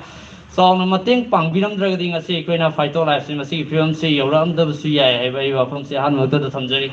aduna mayam masigi chief guest ki dangtai myam di ahob khuba amatang ai nijari myam sagateri aduga loina na company si ahan matang dai koi Phytolife Trading Private Limited Haraga aikogi Malaysia dagi plant based stem cells si puthola bamatungda another company sigi financial sector oina thabak tawunaba naikoi Phytolife Nidhi Limited haiwa company ma adasu Minister of Corporate Affairs ki makha de koi register tawre adu ahum subo oina chaliba sahi 2020 CP3 phongba gi oina di yamna waba adu matongan tongan ma mayam ama thokiba sahi ama khagni adu aikoi company sigi oina di yamna remarkable over the Gumasahi Amakani. Sena Haiba, Saisimakada Phytolife ki Inauba company ma Phytolife Family Solution Private Limited. And I am saying I could among Manung the Toyo problem, I am saying Phytolife ki Family Solution Haiba company, Simakan the soft of Ungadra Highway Colon, the Inauba company ma 2020. Sahi si dai koi lingkat chai adana company sigi sahi si amna maru ina luxury unam di am sing ha kanda company sigi koi gi ori bioneser na piwa koi gi parent company koi gi company sigi thawai ori ba koi product sibu sari ba company sina piwa guidelines ki matu ina koi na company si lo production sa healthcare product oi ni na madu gi product to preserve to no na ba koi gi store ma sali bi sahi 2020 sigi march ki tarik taraga ma thoi dai koi miam da sinal sabang ngkre company sigi officially link kalak pasai ni servo namit adu loina na company sigi head office yang chengna hajar kanda miam mioina miam punamna haina galaiba hingma matamda posek ahum kak changi chengna cha na na chinjak sen ina na firol adu laina na yum adu chamana na company sigi su masagi office ama leibugi mangla nam khang mangjarakpa yam chengna company sina office pham sida lakringi ma oina nai koi GP college gi opposite laiba SN building the floor ma wire ga salaijaram mani last sahi hunga thakra se adu masidi company sigi mangla aina miyam da pijaraga sulakpa meeting khudingi ekoi gi tongan tongan ba function sing da pijaraga lakpa yana athu matam da company sigi masagi wa on head office mai miyam da sinajagni habdo masi sinaba ngam base adu ki matik yam nuai je masi punamakki with this say I mayam da pijage adana sengna sahi sigi manung da aduga akhoi inau nawa akhoi hapsa leiba Phytolife Family Solution sigi oiba anauba gudon ama warehouse ama saliba sahi December 4 manung da loisan gi habi wakalon da akhoi artwork to bo loire masina akhoi inau na hogalaiba product base anauba product mayam hapsa leiba maroina FMCG hai tare first moving goods consumer items sing sigi product si lakon tam achouba warehouse ama darkar leiba se akhoi saliba sahi December sigi hojing November ni December sigi mang warehouse amai mayam da sinajagi habi wakalon thamjai mamdana mayam na wana bai koi kuting mang na wana ba pandemic period asida koi achou company sigi achievement ahum mai koi tawbang am sina mamrokan da mayam wana garga so koi loina wa kharga su Phytolife ki tawjiri bai koi gi yamna maru oi ba sahi amane nai thamjari aduna taseng nai koi 2017 gi July dagi tapna tapna changelakpuduna sidi yamna mapung mari fara bai koi se yumpham thonba loir bai tari yum ama saba horpu kanda koi gi yan han bada changi se foundation yumpham sine duna koi hoji honorable CBS na du mang da lingsin bimyan thambina bayam tela matam sahi hunga tha khrasi manung da koi own office ama adu loina na warehouse macha ama thambanga mamani sung choi choi dana company se mai pa na koi CBS na khanbi bada yam chumme koi company se koi in bada sal aroi da ba adu bai koi stand tawra ga leba du company ma oire aduna amsengna lakadori ba 2021 sigi manung da mayamna pambi ba aduga koi tawjari ba maroina healthcare product sales tawjari ba koi mayam sigi ꯀꯩꯅꯣ ꯍꯦꯟꯅ ꯊꯧꯅꯥ ꯑꯣꯏꯅꯅꯕ ꯑꯗꯨꯒ ꯇꯣꯉꯥꯟ ꯇꯣꯉꯥꯟꯕ ꯆꯥꯎꯈꯠꯈ꯭ꯔꯕ ꯄ꯭ꯔꯤꯊꯤꯕꯤꯒꯤ ꯂꯩꯕꯥꯛꯁꯤꯡꯗꯗꯤ ꯍꯥꯏꯔꯤꯕ ꯀꯩꯅꯣꯁꯤꯡꯁꯦ ꯂꯣꯏꯅꯃꯛ ꯂꯩꯈ꯭ꯔꯦ ꯌꯥꯝ ꯁꯦꯡꯅ ꯑꯩꯈꯣꯏꯒꯤ ꯁ꯭ꯇꯦꯝ ꯁꯦꯜ ꯀ꯭ꯂꯤꯅꯤꯛꯁꯤ ꯄ꯭ꯔꯤꯊꯤꯕꯤꯒꯤ ꯇꯣꯉꯥꯟ ꯇꯣꯉꯥꯟꯕ ꯆꯥꯎꯈꯠꯂꯕ ꯂꯩꯕꯥꯛꯁꯤꯡꯗꯗꯤ ꯌꯥꯝꯅ ꯑꯦꯗꯚꯥꯟꯁ ꯑꯣꯏꯅ ꯆꯠꯊꯈ꯭ꯔꯦ ꯑꯗꯨꯒ ꯏꯟꯗꯤꯌꯥꯗꯁꯨ ꯑꯩꯈꯣꯏꯒꯤ ꯃꯦꯇ꯭ꯔꯣꯄꯣꯂꯤꯇꯥꯟ ꯁꯤꯇꯤꯁꯤꯡ ꯃꯣꯏꯅ ꯑꯅꯛꯄꯗ ꯑꯩꯈꯣꯏ ꯀꯣꯜꯀꯇꯥꯗ ꯑꯩꯈꯣꯏꯒꯤ ꯁ꯭ꯇꯦꯝ ꯁꯦꯜ ꯀ꯭ꯂꯤꯅꯤꯛ ꯂꯩꯔꯦ ꯑꯗꯣ ꯃꯅꯤꯄꯨꯔꯗꯁꯨ ꯑꯍꯥꯟꯕ ꯑꯣꯏꯅ ꯀꯝꯄꯅꯤꯁꯤꯅ ꯑꯩꯈꯣꯏꯒꯤ ꯍ꯭ꯌꯨꯃꯦꯟ ꯁ꯭ꯇꯦꯝ ꯁꯦꯜ ꯅꯠꯇꯕ plan based stem ꯁꯦꯜꯁꯤꯒꯤ therapy centre ꯑꯃ ꯂꯥꯛꯀꯗꯧꯔꯤꯕ ꯆꯍꯤ 2021 ꯁꯤꯒꯤ ꯃꯅꯨꯡꯗ ꯑꯩꯅ ꯃꯅꯤꯄꯨꯔꯒꯤ ꯃꯤꯌꯥꯝꯗ ꯑꯗꯨꯒ ꯐꯥꯏꯇꯣꯂꯥꯏꯐꯀꯤ ꯃꯌꯥꯝꯗ ꯁꯤꯟꯅꯖꯒꯦ ꯍꯥꯏꯕꯁꯦ ꯑꯩꯒꯤ ꯑꯆꯦꯠꯄ ꯋꯥꯈꯜꯂꯣꯟꯅꯤ ꯑꯗꯨꯅ ꯃꯁꯤ ꯐꯪꯅꯅꯕ ꯍꯣꯠꯅꯕꯗ ꯃꯌꯥꯝꯅ ꯄꯨꯛꯅꯤꯡ ꯑꯗꯨꯒ ꯊꯧꯅꯥ ꯍꯥꯞꯄꯤꯌꯨꯅ ꯑꯩ ꯃꯌꯥꯝꯗꯒꯤ ꯅꯤꯖꯔꯤ ꯑꯗꯨꯒ ꯂꯣꯏꯅꯅ ꯌꯥꯝ ꯁꯦꯡꯅ ꯇꯣꯉꯥꯟ ꯇꯣꯉꯥꯟꯕ ꯇꯦꯜꯂꯕ ꯆꯍꯤ ꯑꯍꯨꯝꯁꯤꯒꯤ ꯃꯅꯨꯡꯗ ꯀꯝꯄꯅꯤꯁꯤꯒꯤ ꯃꯈꯥꯗ ꯃꯅꯤꯄꯨꯔꯗ ꯃꯤꯑꯣꯏ ꯀꯌꯥ ꯑꯃ ꯑꯩꯈꯣꯏ ꯌꯥꯝ ꯁꯦꯡꯅ ꯃꯤꯑꯣꯏ ꯀꯌꯥ ꯑꯃꯒꯤ ꯂꯥꯏꯐꯁꯦ ꯑꯩꯈꯣꯏ ꯆꯦꯟꯖ ꯇꯧꯍꯟꯖꯈ꯭ꯔꯦ ꯉꯁꯤ ꯐꯥꯎꯕꯗ ꯑꯣꯅꯔꯦꯕꯜ ꯁꯨꯒꯦꯁꯅꯁꯨ ꯊꯝꯕꯤꯔꯝꯕ ꯍꯧꯖꯤꯛ ꯐꯥꯎꯕꯗ ꯑꯩꯈꯣꯏ ꯐꯥꯏꯇꯣꯂꯥꯏꯐ ꯐꯦꯃꯤꯂꯤ ꯁꯣꯂꯨꯁꯟ ꯃꯣꯏꯅ ꯐꯥꯏꯇꯣꯂꯥꯏꯐ ꯇ꯭ꯔꯦꯗꯤꯡ ꯄ꯭ꯔꯥꯏꯚꯦꯠ ꯂꯤꯃꯤꯇꯦꯗ ꯐꯦꯃꯤꯂꯤ ꯁꯣꯂꯨꯁꯟꯒꯤꯗꯤ ꯏꯅꯧ ꯅꯧꯕꯅꯤ ꯑꯩꯈꯣꯏꯒꯤ ꯆꯠꯂꯤꯕ ꯆꯍꯤꯁꯤꯒꯤ ꯑꯣꯛꯇꯣꯕꯔꯒꯤ ꯇꯥꯔꯤꯛ ꯑꯃꯗ ꯂꯤꯡꯈꯠꯈꯤꯕꯅꯤꯅ ꯃꯁꯤꯒꯤ ꯃꯦꯝꯕꯔꯁꯤ ꯍꯧꯖꯤꯛ ꯐꯥꯎꯕꯗ 2500 ꯀꯨꯝꯕ ꯁꯨꯔꯦ ꯆꯥꯎꯔꯥꯛꯅ ꯊꯥ ꯑꯃꯒ ꯅꯨꯃꯤꯠ 12 ꯆꯥꯎꯔꯥꯛꯅ ꯅꯨꯃꯤꯠ 52sꯤꯗ ꯏꯅꯧ ꯅꯧꯕ ꯕꯤꯖꯤꯅꯦꯁꯁꯤꯒꯤ ꯃꯦꯝꯕꯔ 2,500 ꯒꯨꯝꯕ ꯑꯩꯈꯣꯏ ꯗ꯭ꯔꯥꯏꯚ ꯇꯧꯕ ꯉꯝꯈ꯭ꯔꯦ ꯑꯗꯨꯒ ꯍꯥꯟꯅꯒꯤ ꯑꯔꯤꯕ ꯀꯝꯄꯅꯤꯁꯤꯒꯤ ꯑꯣꯏꯅ ꯑꯩꯈꯣꯏ ꯃꯤꯑꯣꯏ 35,000 ꯃꯨꯛ ꯂꯩꯈ꯭ꯔꯦ ꯑꯗꯨꯅ ꯃꯁꯤꯒꯤ ꯏꯅꯧ ꯅꯧꯕ ꯑꯔꯤꯕ ꯄ꯭ꯔꯗꯛꯁꯤꯒꯤ ꯍꯦꯟꯅ ꯑꯦꯗꯚꯥꯟꯁ ꯑꯣꯏꯅꯅꯕꯅꯦ ꯑꯩꯅ ꯃꯌꯥꯝꯗ ꯏꯅꯧ ꯅꯧꯕ ꯑꯩꯈꯣꯏꯒꯤ ꯃꯦꯗꯤꯀꯦꯜ ꯑꯦꯛꯁꯄꯔꯠꯁꯤꯡ ꯊꯝꯃꯒ ꯐꯥꯏꯇꯣꯂꯥꯏꯐ ꯄ꯭ꯂꯥꯟ ꯕꯦꯁ ꯁ꯭ꯇꯦꯝ ꯁꯦꯜ ꯊꯦꯔꯥꯄꯤ ꯁꯦꯟꯇꯔ ꯑꯃ ꯀꯝꯄꯅꯤꯁꯤꯅ ꯂꯥꯛꯀꯗꯕ ꯆꯍꯤꯁꯤꯒꯤ ꯃꯅꯨꯡꯗ ꯑꯩꯅ ꯃꯌꯥꯝꯗ ꯁꯤꯟꯅꯖꯅꯕ ꯑꯩꯅ ꯄ꯭ꯂꯥꯅꯤꯡ ꯇꯧꯖꯔꯤꯕꯁꯦ ꯍꯦꯟꯅ ꯑꯩꯈꯣꯏ ꯃꯅꯤꯄꯨꯔꯗ ꯁ꯭ꯇꯦꯝ ꯁꯦꯜꯒꯤ ꯂꯥꯏꯕ ꯏꯍꯧꯁꯤꯗ ꯍꯦꯟꯅ ꯏꯅꯣꯠ ꯄꯤꯅꯅꯕꯒꯤꯗꯃꯛꯇꯅꯤ ꯑꯗꯨꯅ ꯃꯌꯥꯝꯅ ꯄꯨꯛꯅꯤꯡ ꯋꯥꯈꯜ ꯊꯧꯅꯥ ꯍꯟꯕꯤꯗꯅ ꯀꯟꯅ ꯍꯣꯠꯅꯕꯤꯌꯨ ꯑꯗꯨꯅ ꯌꯥꯝ ꯁꯦꯡꯅ ꯑꯩꯈꯣꯏ ꯇꯦꯜꯂꯕ ꯆꯍꯤ 3.5 ꯃꯅꯨꯡꯗ ꯇꯣꯉꯥꯟ ꯇꯣꯉꯥꯟꯕ ꯐꯤꯜꯗ ꯂꯩꯔꯝꯕ ꯃꯤꯑꯣꯏ ꯃꯌꯥꯝ ꯑꯃ ꯉꯁꯤ ꯀꯝꯄꯅꯤꯁꯤꯗ ꯖꯣꯏꯟ ꯇꯧꯕꯤꯔꯛꯇꯨꯅ ꯃꯁꯥꯒꯤ ꯁꯥꯔꯚꯤꯁ ꯇꯧꯕ ꯃꯌꯥꯝ ꯑꯃ ꯁꯥꯔꯚꯤꯁ ꯄ꯭ꯔꯥꯏꯚꯦꯠ ꯁꯥꯔꯚꯤꯁ ꯇꯧꯔꯝꯕꯗꯒꯤ ꯇꯣꯛꯄꯤꯔꯀꯥꯟꯗ ꯀꯝꯄꯅꯤꯁꯤꯗ ꯊꯥꯖꯕ ꯊꯝꯕꯤꯗꯅ ꯋꯔꯛ ꯇꯧꯔꯛꯇꯅ ꯉꯁꯤꯗꯤ ꯁꯨꯝꯅꯒꯤ ꯆꯍꯤ 3ꯒ ꯊꯥ ꯈꯔꯁꯤꯗ ꯑꯩꯈꯣꯏꯅ ꯃꯤꯑꯣꯏ 30ꯒꯤ ꯃꯊꯛꯇ ꯑꯩꯈꯣꯏ ꯀꯥꯔ ꯇꯣꯡꯍꯟꯗꯅ ꯃꯥꯒꯤ ꯂꯥꯏꯐ ꯆꯦꯟꯖ ꯇꯧꯍꯟꯕ ꯍꯧꯔꯈ꯭ꯔꯦ ꯑꯗꯨꯒ ꯍꯧꯖꯤꯛ ꯐꯥꯎꯕꯗ ꯀꯝꯄꯅꯤꯁꯤꯅ ꯔꯤꯒꯨꯂꯔ ꯑꯣꯏꯅ ꯄꯤꯖꯔꯤꯕ ꯄꯦꯌꯥꯎꯠꯁꯦ ꯑꯩꯈꯣꯏ ꯊꯥ ꯑꯃꯗ ꯑꯅꯤꯔꯛꯅꯦ ꯑꯩꯈꯣꯏꯅ ꯄꯤꯖꯔꯤꯕꯁꯤ ꯊꯥꯈꯥꯏ ꯈꯨꯗꯤꯡꯒꯤ ꯄꯤꯖꯔꯤꯕ ꯄꯦꯌꯥꯎꯠꯁꯤ ꯆꯥꯎꯔꯥꯛꯅ ꯃꯤꯑꯣꯏ 900ꯗꯒꯤꯅ 900ꯁꯦ ꯑꯩꯈꯣꯏ ꯊꯥꯈꯥꯏ ꯈꯨꯗꯤꯡꯒꯤ ꯀꯝꯄꯅꯤꯁꯤನ ꯑꯩꯈꯣꯏꯒꯤ ꯃꯥꯅ ꯁꯨꯖꯔꯤꯕ ꯑꯗꯨꯒꯤ ꯈꯨꯠꯁꯨꯃꯟ ꯍꯥꯏꯇꯥꯔꯦ ꯊꯥ ꯑꯃꯗ ꯑꯅꯤꯔꯛ ꯄꯤꯔꯒ ꯆꯠꯊꯖꯔꯤ ꯑꯩꯈꯣꯏ ꯕꯤꯖꯤꯅꯦꯁꯁꯦ ꯑꯗꯨꯅ ꯌꯥꯝ ꯁꯦꯡꯅ ꯑꯩꯈꯣꯏꯅ ꯉꯁꯤ ꯌꯥꯝꯅ ꯅꯨꯡꯉꯥꯏꯖꯔꯤꯕꯗꯤ ꯐꯥꯏꯇꯣꯂꯥꯏꯐꯀꯤ ꯇꯣꯉꯥꯟꯕ ꯑꯇꯣꯞꯄꯁꯤꯡꯒ ꯈꯦꯠꯅꯕ ꯅꯦꯠꯋꯥꯔꯀꯤꯡ ꯀꯝꯄꯅꯤꯁꯤꯒꯤ ꯈꯨꯗꯣꯡꯆꯥꯕ ꯍꯥꯏꯇꯥꯔꯦ ꯑꯍꯥꯟꯕꯗ ꯃꯌꯥꯝꯅ ꯈꯨꯊꯤꯅꯔꯝꯃꯒꯁꯨ ꯉꯁꯤꯗꯤ ꯌꯥꯝ ꯁꯦꯡꯅ ꯍꯥꯏꯔ ꯀꯥꯟꯗ ꯃꯜꯇꯤ ꯗꯥꯏꯔꯦꯛ ꯁꯦꯂꯤꯡ ꯕꯤꯖꯤꯅꯦꯁ ꯑꯁꯦ ꯄ꯭ꯔꯤꯊꯤꯕꯤꯒꯤ ꯆꯥꯎꯈꯠꯂꯕ ꯂꯩꯕꯥꯛꯁꯤꯡꯗ ꯌꯥꯝꯅ ꯃꯥꯏ ꯄꯥꯛꯅ ꯇꯧꯈ꯭ꯔꯕ ꯑꯗꯨꯒ ꯏꯟꯗꯤꯌꯥꯗꯁꯨ ꯂꯥꯛꯀꯗꯧꯔꯤꯕ ꯆꯍꯤ 2025ꯒꯤ ꯃꯅꯨꯡꯗ ꯃꯁꯤꯅ ꯄꯤꯒꯗꯧꯔꯤꯕ ꯕꯤꯖꯤꯅꯦꯁ ꯀꯟꯇ꯭ꯔꯤꯕ꯭ꯌꯨꯁꯟꯁꯤꯡ ꯉꯁꯤ ꯒꯣꯔꯃꯦꯟ ꯑꯣꯐ ꯏꯟꯗꯤꯌꯥꯅ ꯇꯥꯔꯒꯦꯠ ꯇꯧꯔꯤꯁꯦ ꯑꯗꯨꯛꯀꯤ ꯃꯇꯤꯛ ꯌꯥꯝ ꯆꯥꯎꯏ ꯑꯗꯨꯅ ꯑꯩꯈꯣꯏ ꯃꯅꯤꯄꯨꯔꯗꯁꯨ ꯌꯥꯝ ꯁꯦꯡꯅ ꯅꯦꯠꯋꯥꯔꯛꯀꯤ ꯄꯣꯇꯦꯟꯁꯤꯌꯦꯜꯗꯤ ꯌꯥꯝ ꯂꯩꯖꯕ ꯑꯗꯨꯕꯨ ꯌꯥꯝ ꯁꯦꯡꯅ ꯀꯝꯄꯅꯤꯁꯤꯒꯤ ꯃꯥꯒꯤ